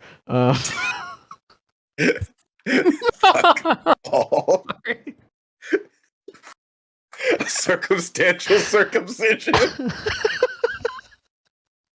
I don't think these people. I don't think circumcision is what applies here. I'll just say that. Normally I'd engage with this and we just continue on telling stories for half an hour, but I've just looked at the next set of addendums and it's, I think, longer than what we just went through. So oh my. Should probably continue. Honestly, this article is pretty well paced because despite its length, it doesn't feel like it's dragging or it's like intimidatingly long. Because I do generally want to like read the next set of articles. I'm curious how it's gonna go. I don't know if it's because my reading tolerance has now passively increased from doing this for a while, but I think guarantee it hasn't. At least your reading capability hasn't. Capability versus endurance, these are two different things. Like, you can perform well, it's not very long. You are going to have to take over, though, because these are a bunch of fucking reports from Rodriguez again. Of course. Officer Friend Rodriguez. We're in addendum 3178-004, the Gamma 691 log. Sippy water, and on Wednesday, May 20th, 2010. Zhao and I were woken up around 3 a.m. to a loud banging sound. Uh-oh, I hit control, zoom in, and it fucked my entire monitor up. Zhao and I were awoken around 3 a.m. to a loud banging sound from the door to our room. Just from our doorpost was a massive nail with a shaft easily 2 inches in diameter. With every pound, more of it poked through until it was easily 3 feet out. Soon the pounding stopped, only to resume once again as another nail emerged from the doorpost. I yelled at whatever was behind the door, but they ignored me, continuing to hammer nails through the doorpost. Then I tried opening the door to confront them, but something was pulling it shut from the other side. This person just really wants to give you the notice. You're evicted. Fuck you. Fuck you. No, you're not coming out. I need to nail it in. It's an inn, not like an apartment. So they want to be evicted. There's no eviction notice there. Which is weirder if you think about it too, because I assume the innkeeper tacitly endorsed or doesn't know about the person hammering nails into her fucking wall. Or they're boarding them in. Actually, it's the doorpost, not the door they're boarding them in. I just got that. What the fuck are you holding, Force? Nothing, don't worry about it, keep reading. It was that Zhao. That's something neat for our podcast listeners to just imagine. Yeah, just for anybody who's clear, because we haven't mentioned it in this episode, I have very severe ADHD, so sometimes when I'm not reading and when I'm just like fucking thinking, around in the background, I tend to fiddle. I'm very impulsive. Impulsion. I'm a hybrid. I am both impulsive and whatever the fucking other one is. But I am a dual type, and my impulsiveness does tend to hold out. So right now I'm holding the. I am pretending to sword fight with the fucking curtain rod that I took the nails from for my green screen that hasn't been mentioned on the podcast either. I have a green screen now, sort of like ramshackle put up. I use the nails from this to hang it up. Gun says you have to beat me to death with it by the third act. Absolutely. Yes, absolutely. A climactic duel over lava as well. The question is, which one of you has the high ground? I do. I'm an energy entity. I don't. The moral high ground require the most important kind of high ground. Oh, that's definitely Yui. I don't care about morals. Anyway, morals are for the weak. I'm not engaged in prequel memes, despite my deep urge to.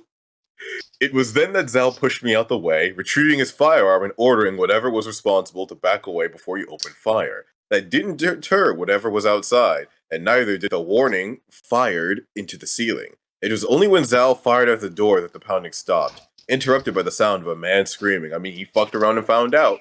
Zal threw open the door, leveling his firearm at whatever was behind it. Just in time for him to see a man dressed in black fleeing around the corner. The two of us gave chase, but by then he'd fled the motel.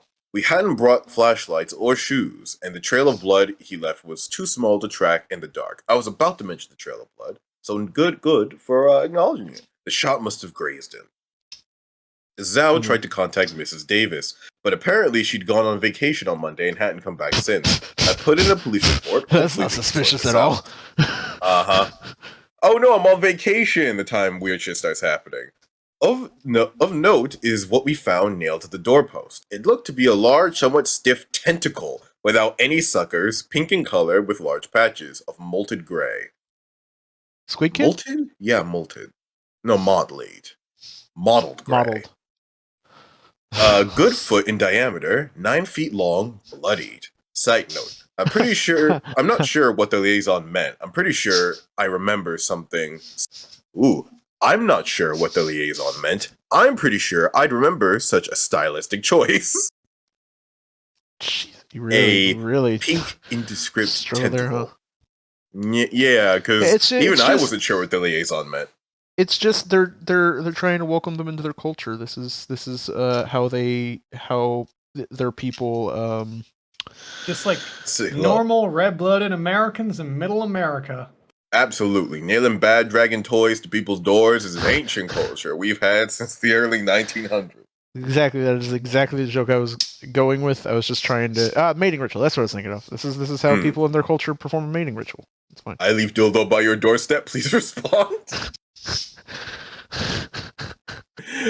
Dildo nailed to your door. Please respond.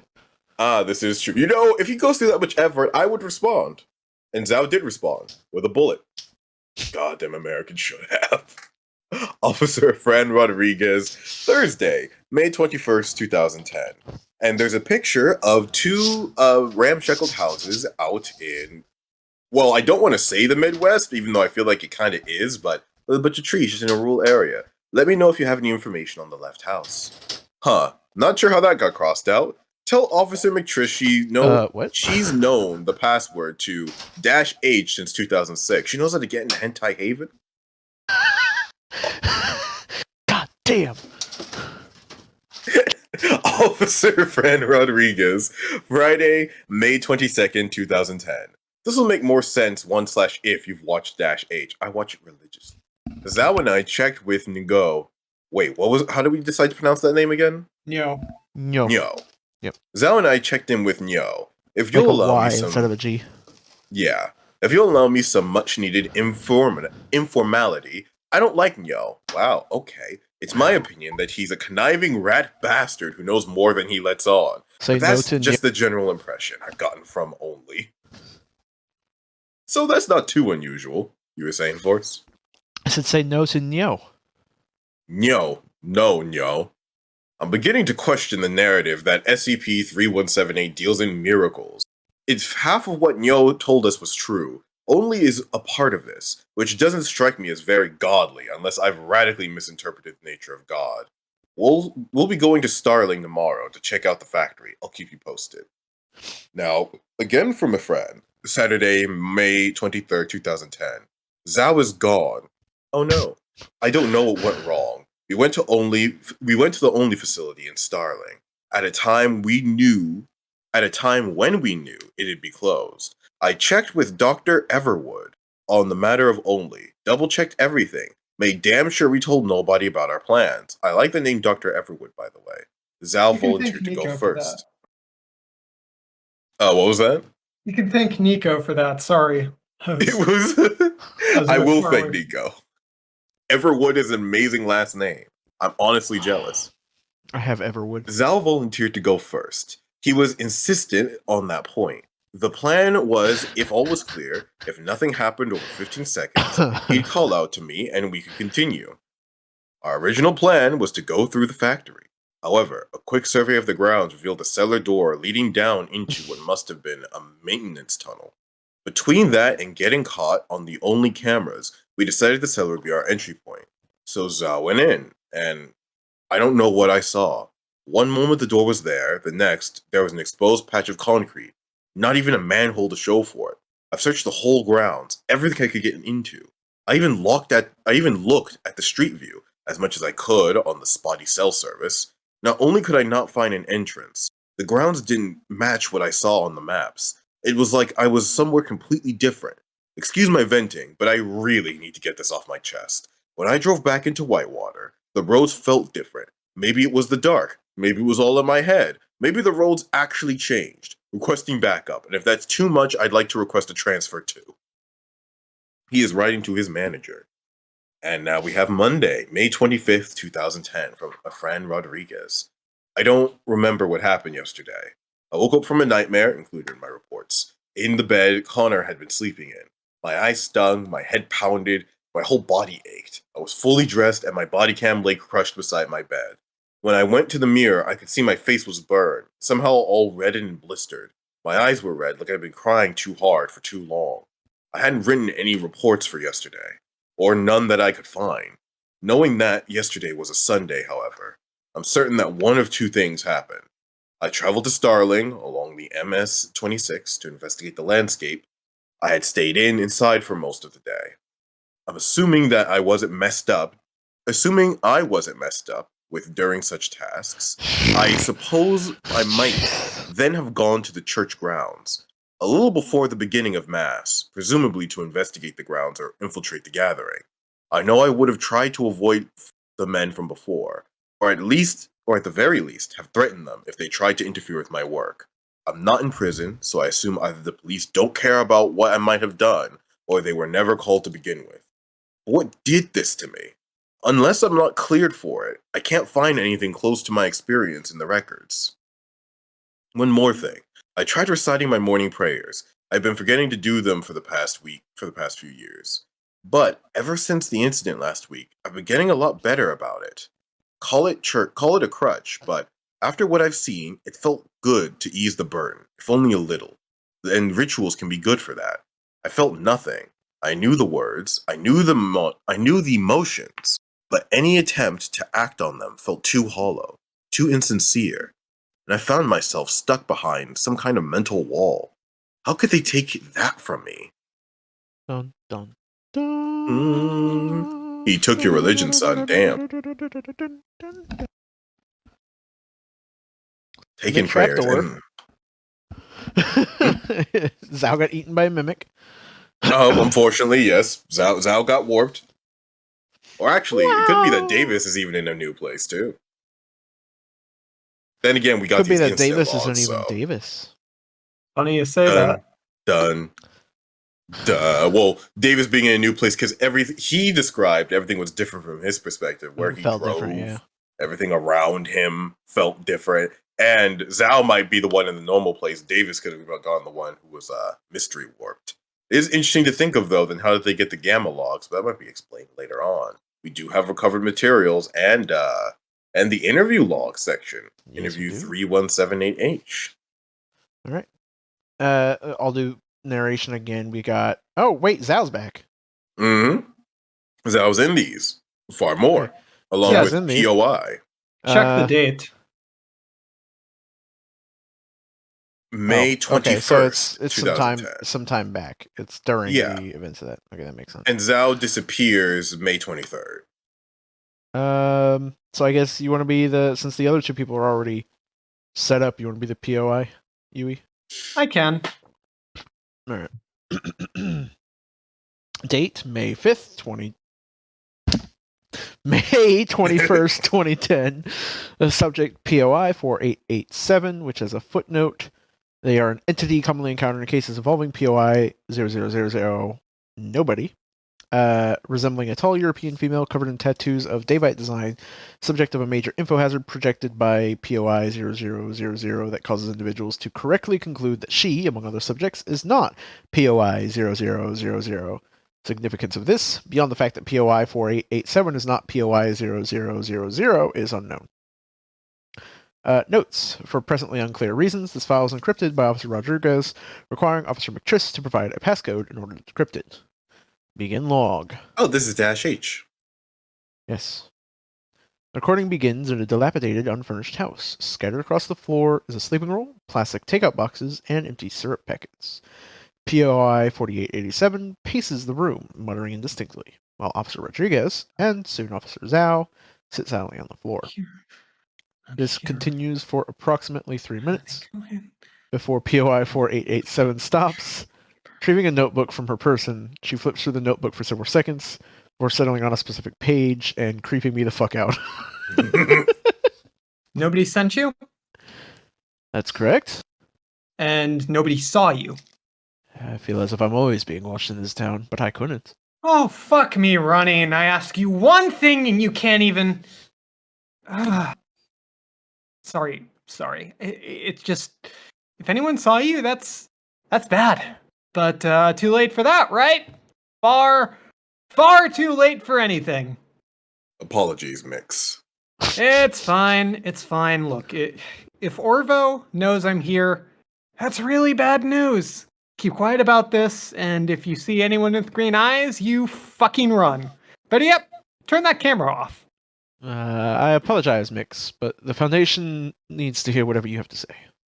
Can't reason with jailers.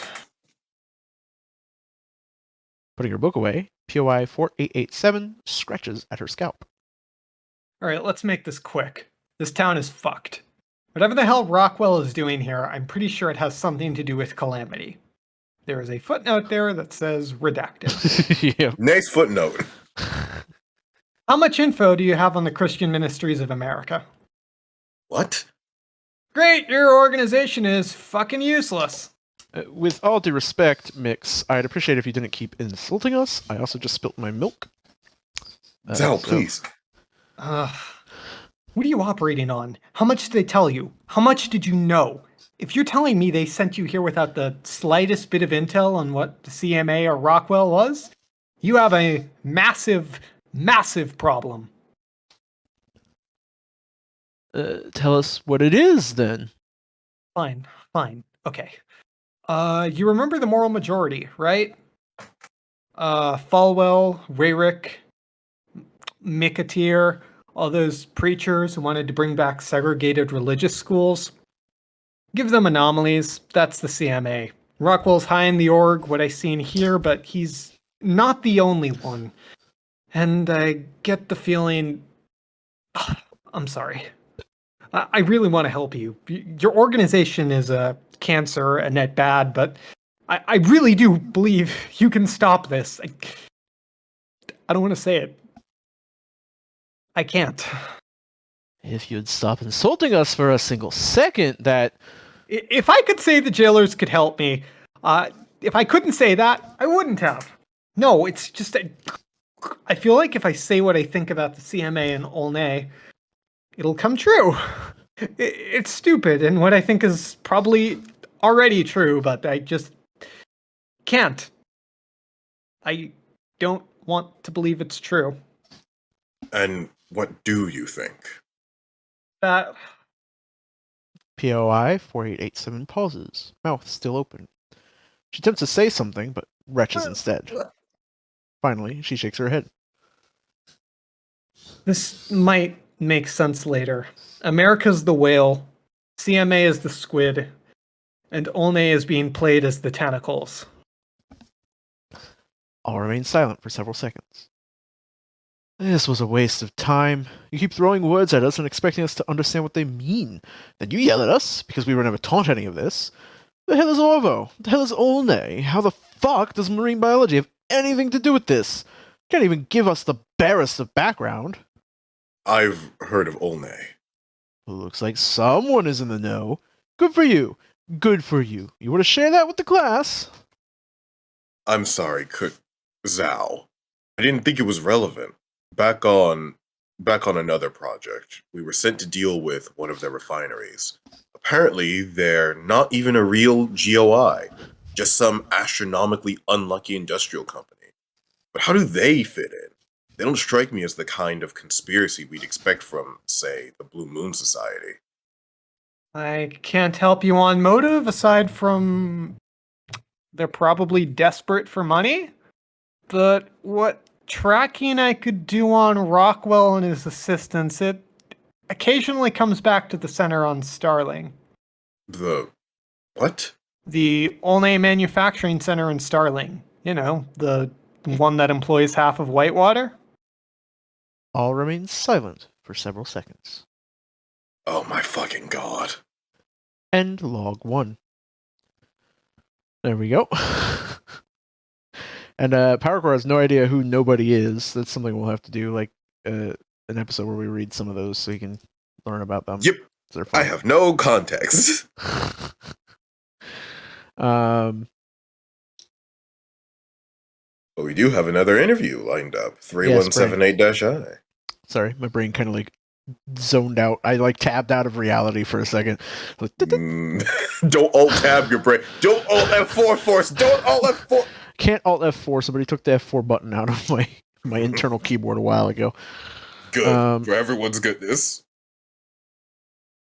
Interview 3178I.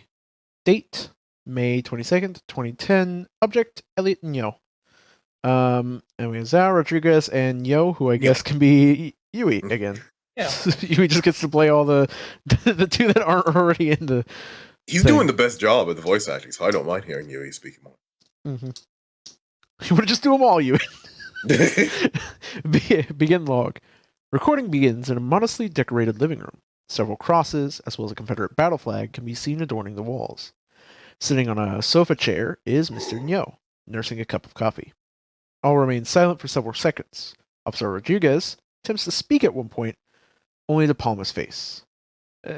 Apologies, my partner... No, I'm fine, really. All remain silent for several seconds. I'm told you work with Olney? That I do? Can you give us any more detail?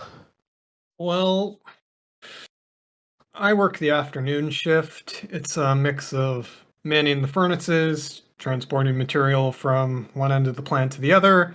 Not much, but the work's honest and the pay's good. Interesting. Is it? Never mind. During your time work... Mr. Nyo sits up straight. Haven't seen anything weird. I didn't ask you that. Lots of people do. Fake news, all of it. But there are some things people will never understand. Again, I didn't... Look, I'd love to have you over, but only through God are all such things possible. Olney's pretty secular. Is that a saying? Only a saying because too many people ask. Olney has a lot of competitors looking to muscle in, so I guess they're started spreading rumors. It's all fake though, and if you read the company charter, you'd know that too. No, I mean the part about how through God... what are we talking about? Am I missing something? Really ask you anything. Why all this? Listen, when you hear as much as I have, you know these questions before they're asked. I'm sorry to say that. Whatever you're looking for, you won't find it from me.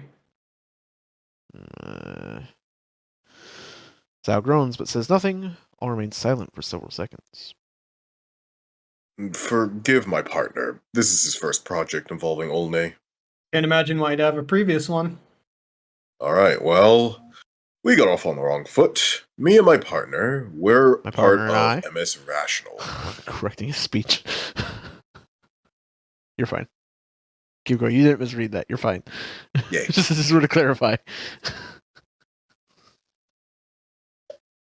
Ngoi, the author, narrator, Force. Wait, where were we? After Rodriguez, alright, well, we got off on the wrong foot. Me and my partner are part of MS Rational. Yeah, I lost it. Mr. Neo tilts his head. I lost it for a second. You heard about us? Nothing immediately comes to mind. Sounds like a kind of research society. Of a sort. We're looking to disprove some rumors going around about Olney Starling. There's been some rumors, however outlandish, and it being frequented by some kind of space cult. And we want to quash that before, well, small town America does what it does. Mr. Neo I might have heard tell of a little. Can't say I've seen a space cult. Right. So, let's start off talking about squids. I've heard tell that the facility has more than could be expected. Can't say I've seen them. Depending on the space cult's relationship with squids, it'd have made a lot more sense if the non-existent cult had taken root in a fishery. Olney Starling is a steel mill. As for, say, walking squids, Olney has no financial incentive to create such a thing. Moreover, if, say, the space cult was less of an Olney operation and more of a parasite, and for a bigger if crafting such a thing were possible, such an organization would have to be pretty well funded to ensure any sort of cooperation from Olney. The company has been firing on all cylinders for a while, so leasable basement space would be pretty sparse. Sounds reasonable. So, how much basement space is there? That's fairly complicated. Well, I can't give you an exact number. I can tell you right now that most of it is tunnels.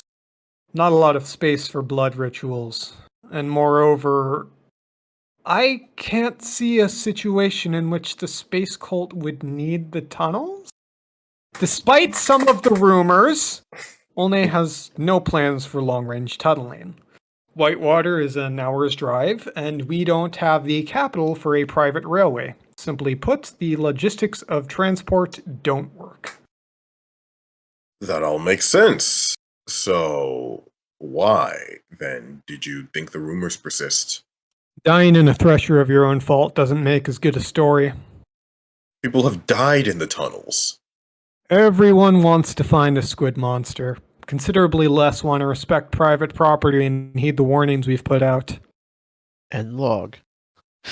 I like that. It's like Zhao is just getting real frustrated. He's like he's just trying to ask a straightforward questions. He's like, nope, I know everything you're asking. And Rodriguez did exactly what I would do. we're actually here to disprove the things that are clearly rumors in order to get the person About to be your like, well, if we're company. talking about rumors about things that may or may not be happening, when they're definitely talking about this is exactly what's happening. Cult that we rent out with maybe some of the basement space available. I haven't seen them. I've totally seen them. I have heard about rumors that, they're pretty well funded and would have to heavily bribe us in order to operate. And are walking squid people. If they were to construct such a thing, well, they would have no reason to make such financially odd things that have a habit of nailing their tentacles to doors. Anyways. All right. I'm going to do this as usual. Designation I-3178-F. Date of retrieval, May 20th, 2010. Object has been identified as a Balaenoptera musculus penis. That's blue whale. That was the thing nailed to their door. It was a blue pink. They're pink? I guess, because I've only seen them gray. I guess that's the foreskin? I looked at a picture of a blue... I had to have looked at a picture of a blue whale penis. Because I have looked up pictures of whale penis as well. They're so odd. I'm so glad to learn this about you, Power Core. Because they're fuck, dude. People make mounts of them. All right, it's nuts. Like when I looked it up, usually it's the cock, not the nuts. Yeah. That's a good one. Forrest, look at that. Nope, not looking. I know exactly where it is. I'm not looking. You'll find it eventually. That group chat is currently on the screen that would show up on the podcast. I have no way to look at it without showing the world. That is fair. That's why I intentionally tried to not send it into group chat. So in your spare time, you'll understand why I was confused. I'm like, wait, that's not the image I had in my head. Like grainy. Maybe not. It's probably a bit bloody. Great. All right. Blue whale penis. Designation Fun. I-3178-G. Date of retrieval, May 26, 2010. Item consists of body fat samples taken from hair and body fat samples taken from Officer Efrain Rodriguez. Material analysis identified significant amounts of black fly-2 residue. That links to a cloud over Lichtenberg, which is part of my pulp action series, Black and White and Red All Over. Oh. Fun. It also features the aforementioned Canadian. People consider her terrifying. I kind of want to learn more about this Canadian. If we ever have you back on, that's probably the story I would be so curious to read. Okay, I don't know if like Black and White and Red All Over, How to Clean a Polyester Dress, or even like Filled to the Brim would be a better introduction, because like she's one of those characters that really gets the opportunity to be evil. I want to know your entire filmography, or I guess not filmography. What's the authorial equivalent of filmography? Oeuvre? Oeuvre? Your entire oeuvre of works now. Yeah. Designation. Oeuvre. That's a fun I-3178-H. Date of retrieval, May 25th, 2010. Description. Item consists of a 990 Hypnos report recorded by Officer Efrain Rodriguez. Oh boy. Quick sip. I'm ready. I'm getting into the Rodriguez zone. I own a house in Whitewater. The town is larger than before. Much larger. From the roof of my house, I can see the trappings of rural America, stretching for miles in every direction. I am on the roof because I must put up Christmas lights. All of Whitewater will be lit up for what's to come. I hit Control Plus again, and it threw me off the page. Whether or not the owner puts up their lights. In the back of my mind, I instinctually know that the Christmas lights are preferable to whatever the alternative method should be. None of this should be new to me, but for some reason I struggle. The instructions are simple, easy to understand, but so narrow as to obscure the arcane technicalities that short the lights. Fail to close the circuit in time. Threaten to set my house aflame. Why me? My neighbor, Marjorie, She lives in the same model of housing, uses the same materials, reads from the same instruction booklet. Her lights are beautiful. Mr. Barnett, my other neighbor, his lights are even grander. Bulbs of green and red and violet and white, spelling mantras I can't decipher. Across the street, Nyo's house shines like a beacon in the daylight. He is the one. Power core. He is the one. Nyo. There you go. Nightfall I'll never forget now. is my deadline to complete the lights. But whether or not I succeed, my house will be lit up by nightfall. Miss Hill Connor, that pale woman I somehow know as Princess, they all shared a house. It's behind mine. Their deadline was earlier than mine, and they failed to complete their lights. I shield my eyes whenever their house should come into view. Their house is lit up. I have no intention of learning how. Am I missing something? Some integral piece of the puzzle? Everybody makes this look easy, but my lights form a labyrinth nest of ports and plugs and power. All I consult is vague, sparse, predicated on a seemingly elementary aspect of lighting that eludes me. To go fast is suicide. To go slow is unacceptable tardiness. The sun drips down the sky, squeaking like the whale blubber dragged across a butcher's board. It's late afternoon, and I have no hope of completing the lighting in time. I am behind where I started. Only suicide cables and broken bulbs remain. There was never any grounding. The instructions insult and belittle me for my ignorance. It's sunset, and I make up my mind to kill myself. But the powers that be have shut off my electricity. The grass and pavement of my lawn has decayed to a slurry, sticky and soft, gently pulling me back as I struggle from its grip. Someone has stolen my kitchenware. The sprinklers I can't remember installing scream as they put out my fires. It's nightfall. I cower on my roof as white water surrounds my house. Elder Rockwell knocks on my door. Despite my failures, my house will be lit up by nightfall. And then I woke up. These are some fucked dreams, dude. Stop eating milk and cookies before bed. I always heard it was anything spicy. It was very spicy. Do not eat seafood before bed from Rockwell. Don't eat any food before bed. Just general PSA. Don't eat before you go to sleep. Body doesn't digest things as well. It stores it. Warning. Unverified edition. ASC.AIC cannot verify the credentials associated with this proposed edition. Extreme caution is advised. And then more stuff.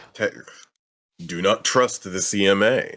Officer Fred Rodriguez, Thursday, May 27th, 2010. They took my new partner. You sent him, and they took him. They stole him as we walked out of our room. I don't know where he is, but I can hear him. I've begged everyone I've met to tell me where he is. Why I can hear him screaming, but they babble and pray and congratulate me on the miracle I've been bestowed. Mrs. Davis is gone. I don't recognize the woman who took her place. She won't answer my questions. She won't talk to any of the other guests, and they don't talk to her either. There's so many more guests, sunburnt and quiet, and hidden behind face masks, and wide-brimmed hats. See, this is the problem. This is why he's falling apart. Is his quest giver's no longer there. They replaced her. He can't get any more quests, damn it! Exactly. Fred Rodriguez, just 2010? Interesting. What day is it? I couldn't sleep until he stopped. You hardly notice the sunrise when you're awake through the sunset. There's been too many sunrises. Was it Sunday? A few weeks ago, I think. The sunburned men were gone. They're back. I don't know if I've heard the bell through the screaming. I've come to expect dreams on Monday morning, but I couldn't sleep, and I stopped checking my phone since Zhao texted me. I still haven't read the text. I don't want to fall asleep. I'm sorry. Efran, he's not okay. They tied him down and sprayed him with the black gas and yelled and cut and probed him. He's not okay no matter what he tells you. Interview. Ooh. Date unclear. Subject Elder Joseph, Comstock, Rockwell. And it's between Rodriguez and Rockwell. All right. Officer Rodriguez sits in a plainly decorated office across from his Elder Rockwell. That'd be the idea, yeah. You don't want to be Rockwell? I can do him. Well met, young man. Rodriguez stays silent. He appears to be wobbling slightly. Are you quite all right, young man? You're not in any trouble. I thought I'd understand, Colonel Sanders. Pardon? I thought I'd understand. I'd talk to you, find out what went on. I thought I'd be done by now. Why? Why didn't you talk to me? Oh, child, I'm sorry it had to wait until now. I tried so hard. You were busy. You didn't want to talk. And I'm so terribly sorry, but it had to wait. I would have loved to have talked, really, but God only gives a man so much sunlight in a day. They're all dead, aren't they? Pardon? Connor, Fernand, they're all dead. All dead. Ah, I know not whether they're dead, young man, but whether in full or mere literality, it sounds like they're in God's hand. It's not fair. It's not fair. The work of the serpent ain't fair, child, but it'll be all right, because God's on your side, and through God, all things are possible. Rodriguez opens his mouth to speak, but pauses and remains silent for several seconds. Why do you keep saying that? I've only said it once, child. Oh, bullshit. I kept hearing you. Ooh, let's try that again. I keep hearing that. Day in, day out, every day I can stand to even talk to you people. What is it? Some empty mantra you keep around for the look? A slogan? 6 fucking words? What does it mean? What are you saying? Whatever you say it, and why to me? If you need to step out. Rodriguez slams his fist onto the desk. Connor is dead because to. of you. Tried. He's dead. Dead in, stuck in some fucking maze with who knows what. He died for nothing. You killed him for nothing.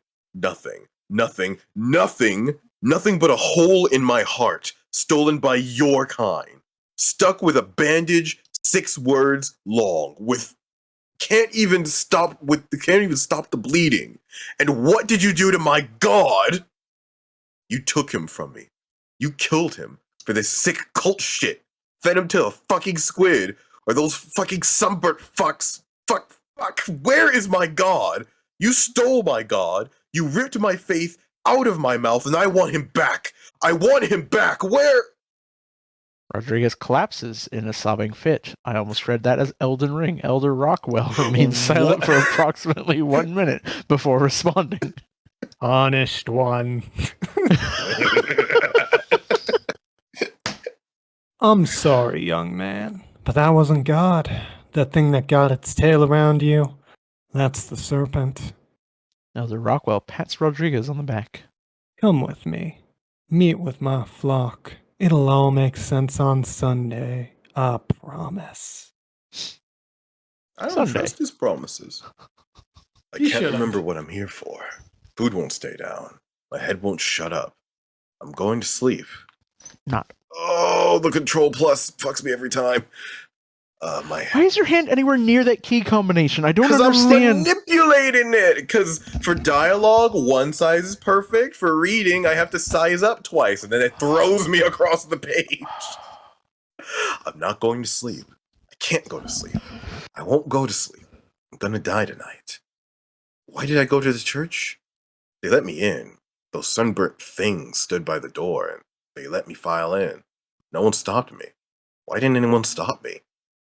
Even inside the church, waiting for the services to start, the bells won't stop. They ring like thunder. Screaming metal. A port end of a certain dorm, or a neophyte's punishment. I don't want to know. I know too much. There were so many other preachers, deacons, whatever it's called here. Why was Rockwell the only one who spoke? What faceless things flanked either side of him? I remember his sermon. He called me up by name, introduced me to the congregation, told them we'd be starting at the beginning. There were so many people in the pews, actual living people. People who listened to Rockwell regularly, who sought him for advice or miracles or whatever else that horrible man offers. Such a terrifying prospect. He sent me to my seat and began. He spoke of Adam and Eve, which I knew, Cain and Abel and Seth, which I knew less. He hated Cain. He hated Abel. I don't know what he thought of Seth. Cain and Abel, according to Rockwell, are born of the seed of what is called the serpent. Rockwell reserved a special hatred for the serpent. He accused it of polluting humanity, the basalt children of Adam, with the children of clay. The children of clay steal the children of basalt babies, cutting off the tips of their penises and baking their blood into bread. They torture the children of basalt's livestock to death, bleeding them slowly and cruelly, flooding the markets with cheap, diseased meat. The children of clay plunder the gold of the children of basalt through trickery and intimidation, keeping the vast majority for themselves and circulating barely enough for the children of basalt to get by. To Rockwell, they are less than rats. Rockwell screamed in tongues, but he was no charismatic charlatan. Every babble accompanied an idea, a vision. I saw the clay hordes of Canaan strike cruelly at the husbands and children of a city called Khazarad. I saw them lash the Messiah to the cross. I saw them emasculate God's right red-hand man. I saw them sink a peaceful icon. God's red right-hand man. Nope, Did I say like no God's man. right You red said man? it's just red right hand, no man. You said God's right red hand. Yeah, I assume the hand is a man. I saw them sink a peaceful icon of liberty. I saw them turn the children of basalt's simpleton slaves against their righteous masters. I saw them live through every attempt by Adam's descendants to extract righteous justice through their myriad of crimes. The congregation screamed for blood. Rockwell called forth an assistant, who wheeled to him a cage obscured by cloth. Brought onto the dais, the cloth was pulled back. 7 snakes writhed around in the glass tank. One by one, Rockwell removed them from the tank. He took no precaution as he handled them, and showed no discomfort as the snakes bit into his flesh. He'd scream something in a language, lost to time, and then he'd bite into them, devouring them whole. Side note, snake's gonna bite you? Nah, snake, I'm gonna bite you! The collection plate, more bowl than plate, was soon passed, lined with the wicked blades. The congregation bled themselves into it. Sometimes a drop, sometimes a pint. When filled, the plate would be passed around to one of the assistants, who would drink every last drop before passing it back down to the pews. Rockwell knew when you didn't donate. I can't remember how long it'd been when Rockwell began to scream of the end times, of a calamity that would restore dominance to the children of basalt, descendants of Adam. His predictions were dire, of the fall of the adulterous machine cult, of the reinvigoration of the Madonna of Sorketsi. I'm just going to leave that as it was. Of the clay blasphemies. Madonna of Sorenetsi. Of the clay blasphemies. Swallowed by the worms. He screamed of the suffering to be brought upon the unbelieving, to be served torment 7-fold that which they'd suffered in life. I've never seen such a...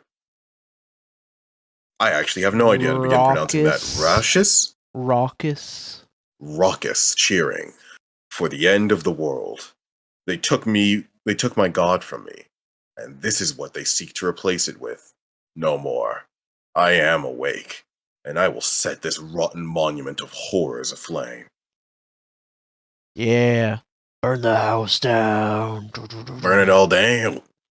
And now we have a video log, 317A8-A. Alright, we'll reprise all of our roles. Yui gets to talk a lot. I guess me and Yui hand off mostly. It looks like Rodriguez has one line. I get 2. Hey, I get a line. It's going to be the best line ever, okay? Alright. Video log 3178A.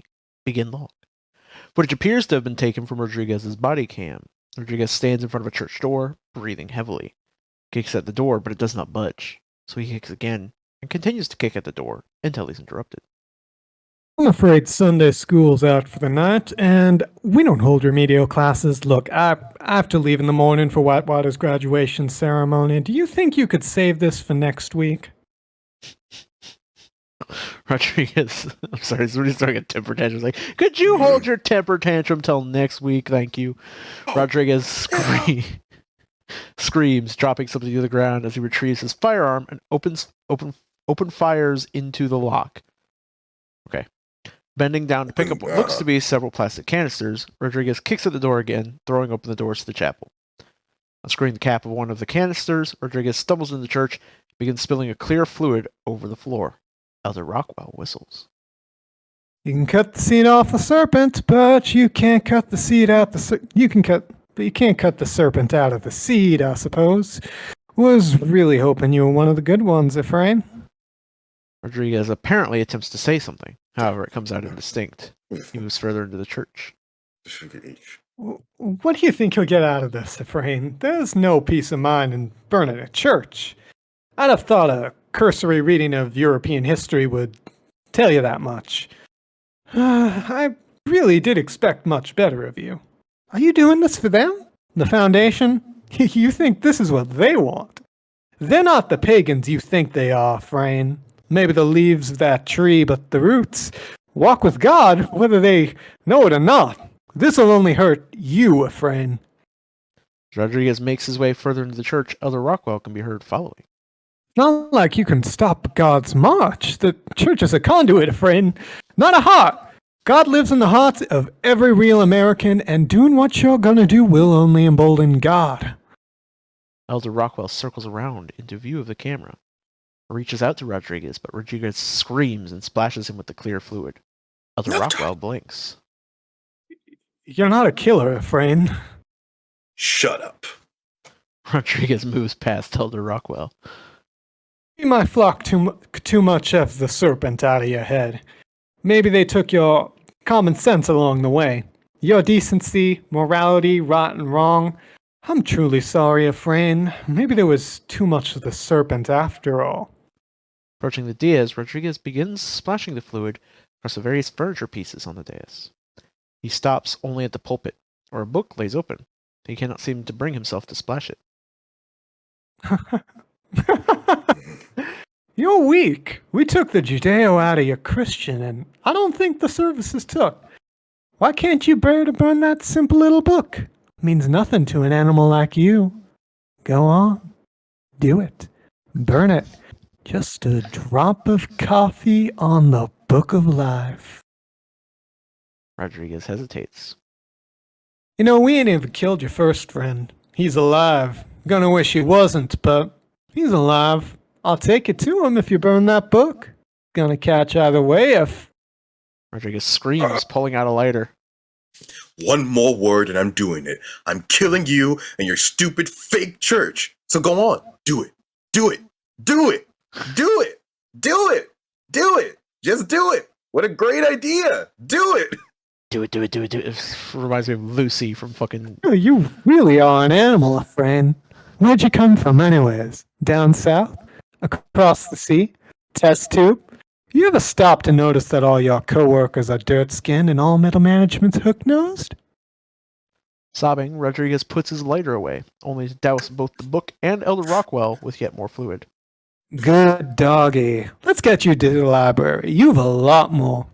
Rodriguez shrieks, retrieving the lighter, sparking a light and dropping it to the floor. He runs out of the chapel, careful not to step into the flames. However, Rodriguez trips as soon as he crosses the threshold, screaming in apparent pain. When Rodriguez turns around, he sees Elder Rockwell, calmly walking down the aisle towards him. The flames seem to avoid him as he walks. Though Elder Rockwell does not appear to be shouting, his words can be heard clearly despite the distance. Oh, anticlimactic. You'll make me do this myself, won't you? Ah, this changes nothing, you know. I'll move on to another town. Someone else take my place at the school. Whitewater means nothing, and neither is any other town dying to hear what I have to say.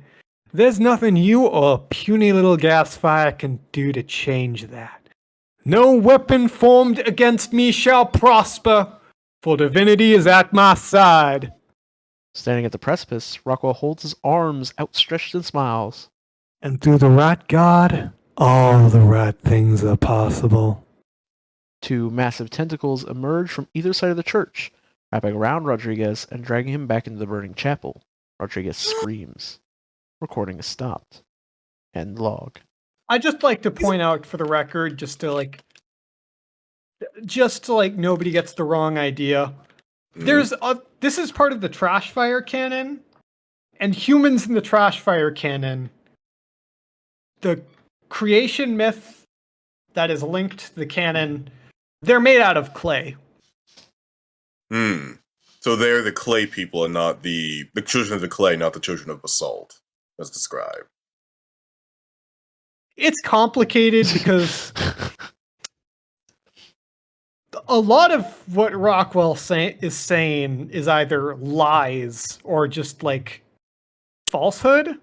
He's trying to get people riled up. As these types tend to do. Often do. They just also don't tend to be able to call forth the tentacly hands of their gods. Because I love the last line, it's through the right God all things are possible. Meaning the God that he's preaching for might not be the one you're expecting. Also recontextualizes the taking the Judeo out your God. Basically, he's worshiping an entity, just not the Judeo-Christian one. And he will pass it off as whatever he needs to get people on side. Yeah, I will say this. This entire article has been based around that line. And I like it, because I love those stories. They just work. And it's a really funny dig against most Christians, too. Yeah. Unfortunately, this has given me many, many ideas, but I can't actually say any of them, because all of them can fit very nicely into the story I'm currently telling in my campaign. Well, hey, I can mute myself. In that. And I have to go pee. I'm going to excuse myself. So, Forrest, have a field day. I won't spoil. Okay. Well, I'm not going to get into too much detail, but basically, in my campaign, Power Core is dead. No, I'm sorry. Just seeing if he responds at all.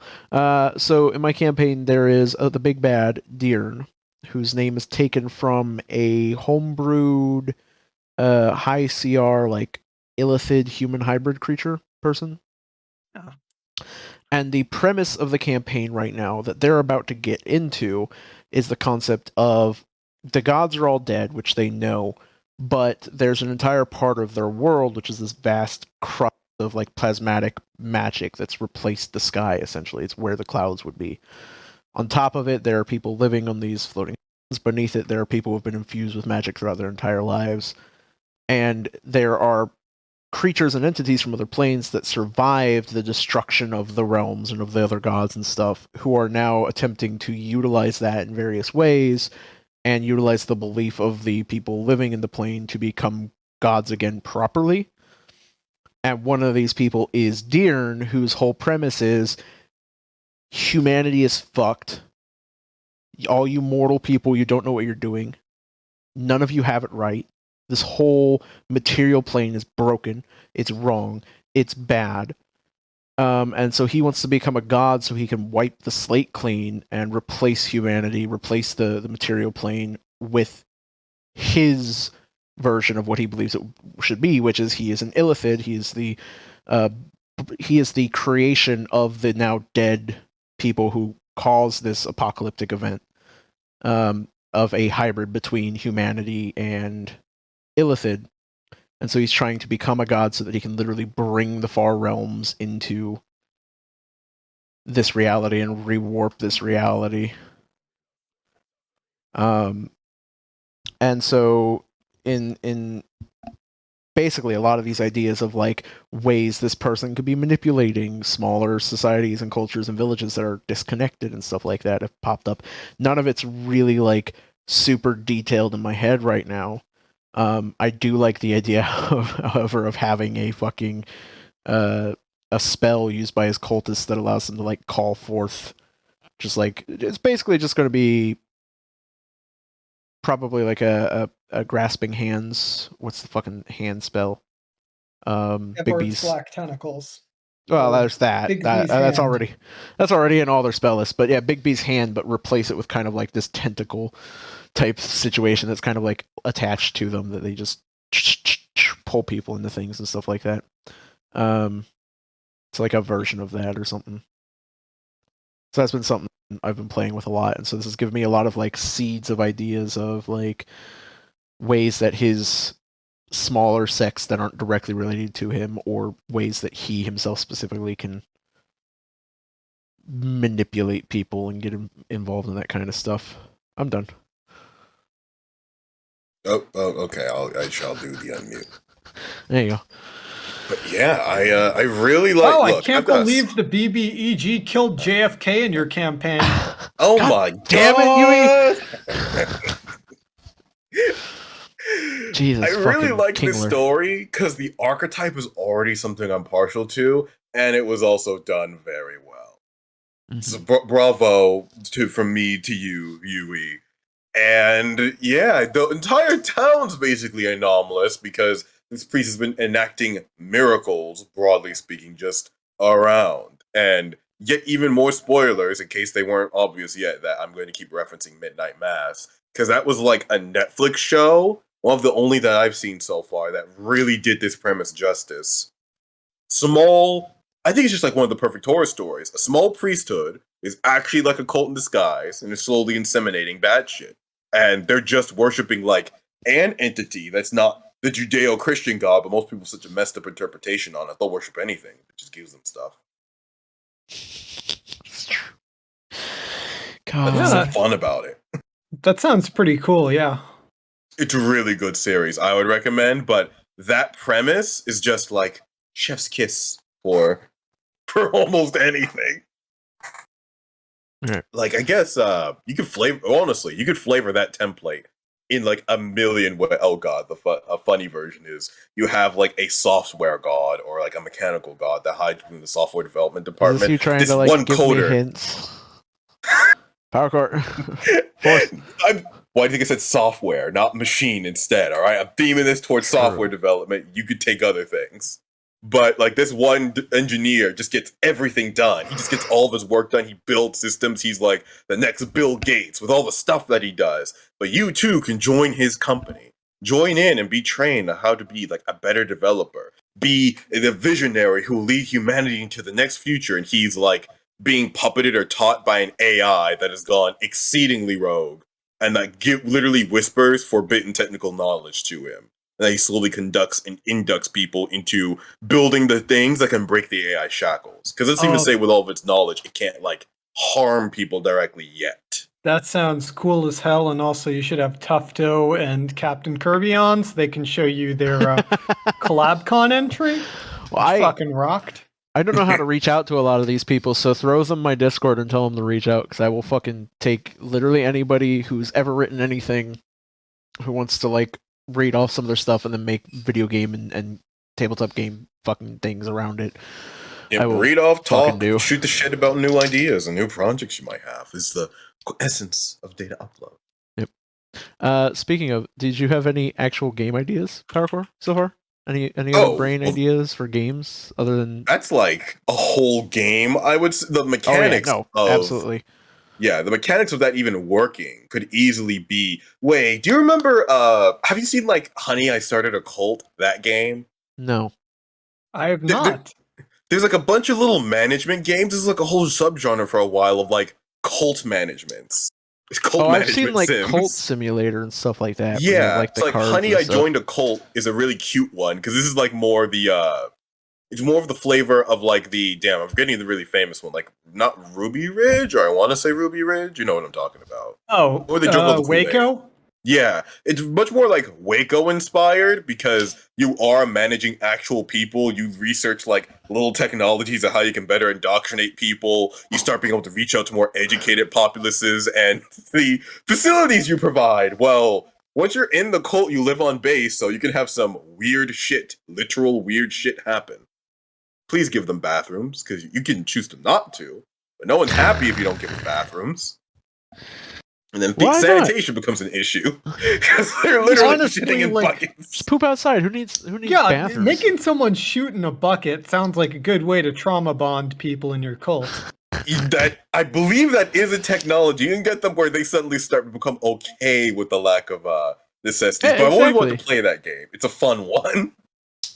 Like a cult management sim, and I guess a fun variation, especially for like the software related one. You have to work within this company, complete a task, but you have branching paths. So you could pretty easily, if you wanted to go that route, make it a cult management sim, but then have like your god as well as your starting character be both selectable.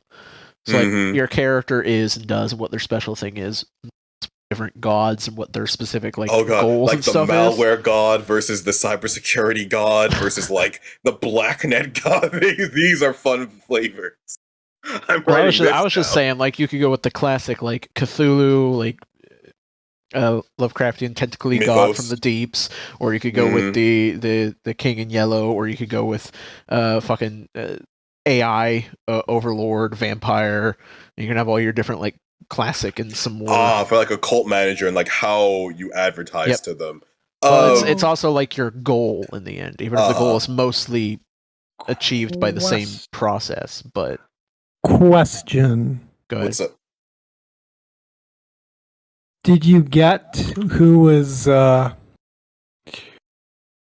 what god was responsible? I couldn't directly pick up on it, but I feel, because I'm not that intimately familiar with the Cthulhu mythos, but I'm pretty sure, like, neither am I. For I know some of the gods by name. Shadow over Innsmouth, I want to say something along those veins, because it has a lot of fishy similarities with tentacle. But I don't even know, like, the name of the deity that was in, like, Shadows over Innsmouth. It's an SCP-specific one. Oh.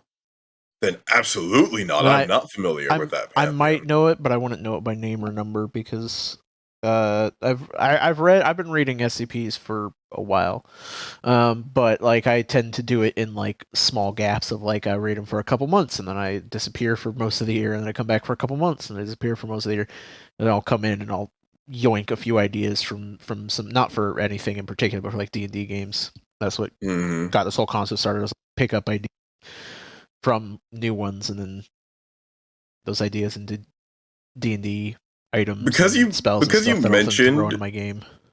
Because you mentioned the SCP cult, I actually decided to go back because I remember I had this thought, but I forgot about it later. The Idolatrous Machine cult. Aren't those like the Idona class? I forgot their specific name, but the machine cult in SCP. Their name. Mechanites, Church of the Broken God. Yeah, the Mechanites. I feel like that's a direct reference to the Mechanites. That it is. Yay. Oh. Well, is this a Sarkic thing? A weird nope. Sarkic thing? Okay. They hate the Sarkics too. Okay. You could actually say the deity names. Again, they have no context for me. I can never remember the Sarkic. I can never remember the Sarkic person's like major god or gods or goddesses. This is like the Scarlet King. Oh. Well, shit. That's unfortunate for everyone involved, huh? Yep. Except for the people at the top of the hierarchy. One thing I'm disappointed I never got to do with Rockwell is like, in the process of character building him, there's such a rich vein of like emotional hang-ups. Like the dude grew up in the 60s. Like the dude Midwestern antebellum, well, not quite antebellum, but that culture. Yeah, the 1960s, like in the South. So like obviously he was like beaten as a child, like everyone else in the South was beaten as a child. Because that's what you did. And like obviously he considers that normal. And also like part of the Scarlet King's lore and like the canon in question is that the Scarlet King is the god of gender and hierarchy, but it really doesn't matter what that gender is. Like, he is both worshipped by matriarchs and patriarchs because all that really matters is that one gender is superior over the other. Force, you're fucking vibrating. Well, on the stream, I was like messing with Discord because I launched Minecraft because after this I'm going immediately into my Minecraft multiplayer thing. But Just sort of the absolutely warped ways this guy sees like manhood and womanhood. Like the dude is honestly just fucking pathetic, and I never get to explore how pathetic he is because like. From Rodriguez's perspective, this is like Rockwell in his element. How he wants the average person to see him as just this irreverently like intelligent and charismatic and mysterious figure. But I do see the bits and pieces, especially when Rodriguez starts to like plant the gas fire. Rockwell doesn't need to say as much as he's saying here. There's that good amount of insecurity as he keeps filling air when Rodriguez just isn't engaging with him about it. And I do like that. I relate very well with Rockwell. I mean, you should not relate with Rockwell. He is a Christo-fascist. I love the religious authoritarian, like the religious flavor of fascism is an interesting thing to explore. We are going completely off topic. Absolutely. And it's awesome off topic, and I want to keep going, but I do have another thing that I have to do that I'm technically an hour late for. Oh, but whatever, it's fine. I told them I was going to be late. They knew I was going to be late because of this, anyways. So I'll just show up whenever I show up. But for now, I'm going to go ahead and sound us off. Thank you guys very much for watching. As always, my name is Force. I'm Power Core, and I'm UraniumEmpire, an abomination. Thank a beautiful you guys. Abomination. As always, you guys are awesome. Stay awesome and have an awesome time, you awesome little lava monsters. Until next time, we are signing off. Bye-bye. Goodbye. Bye.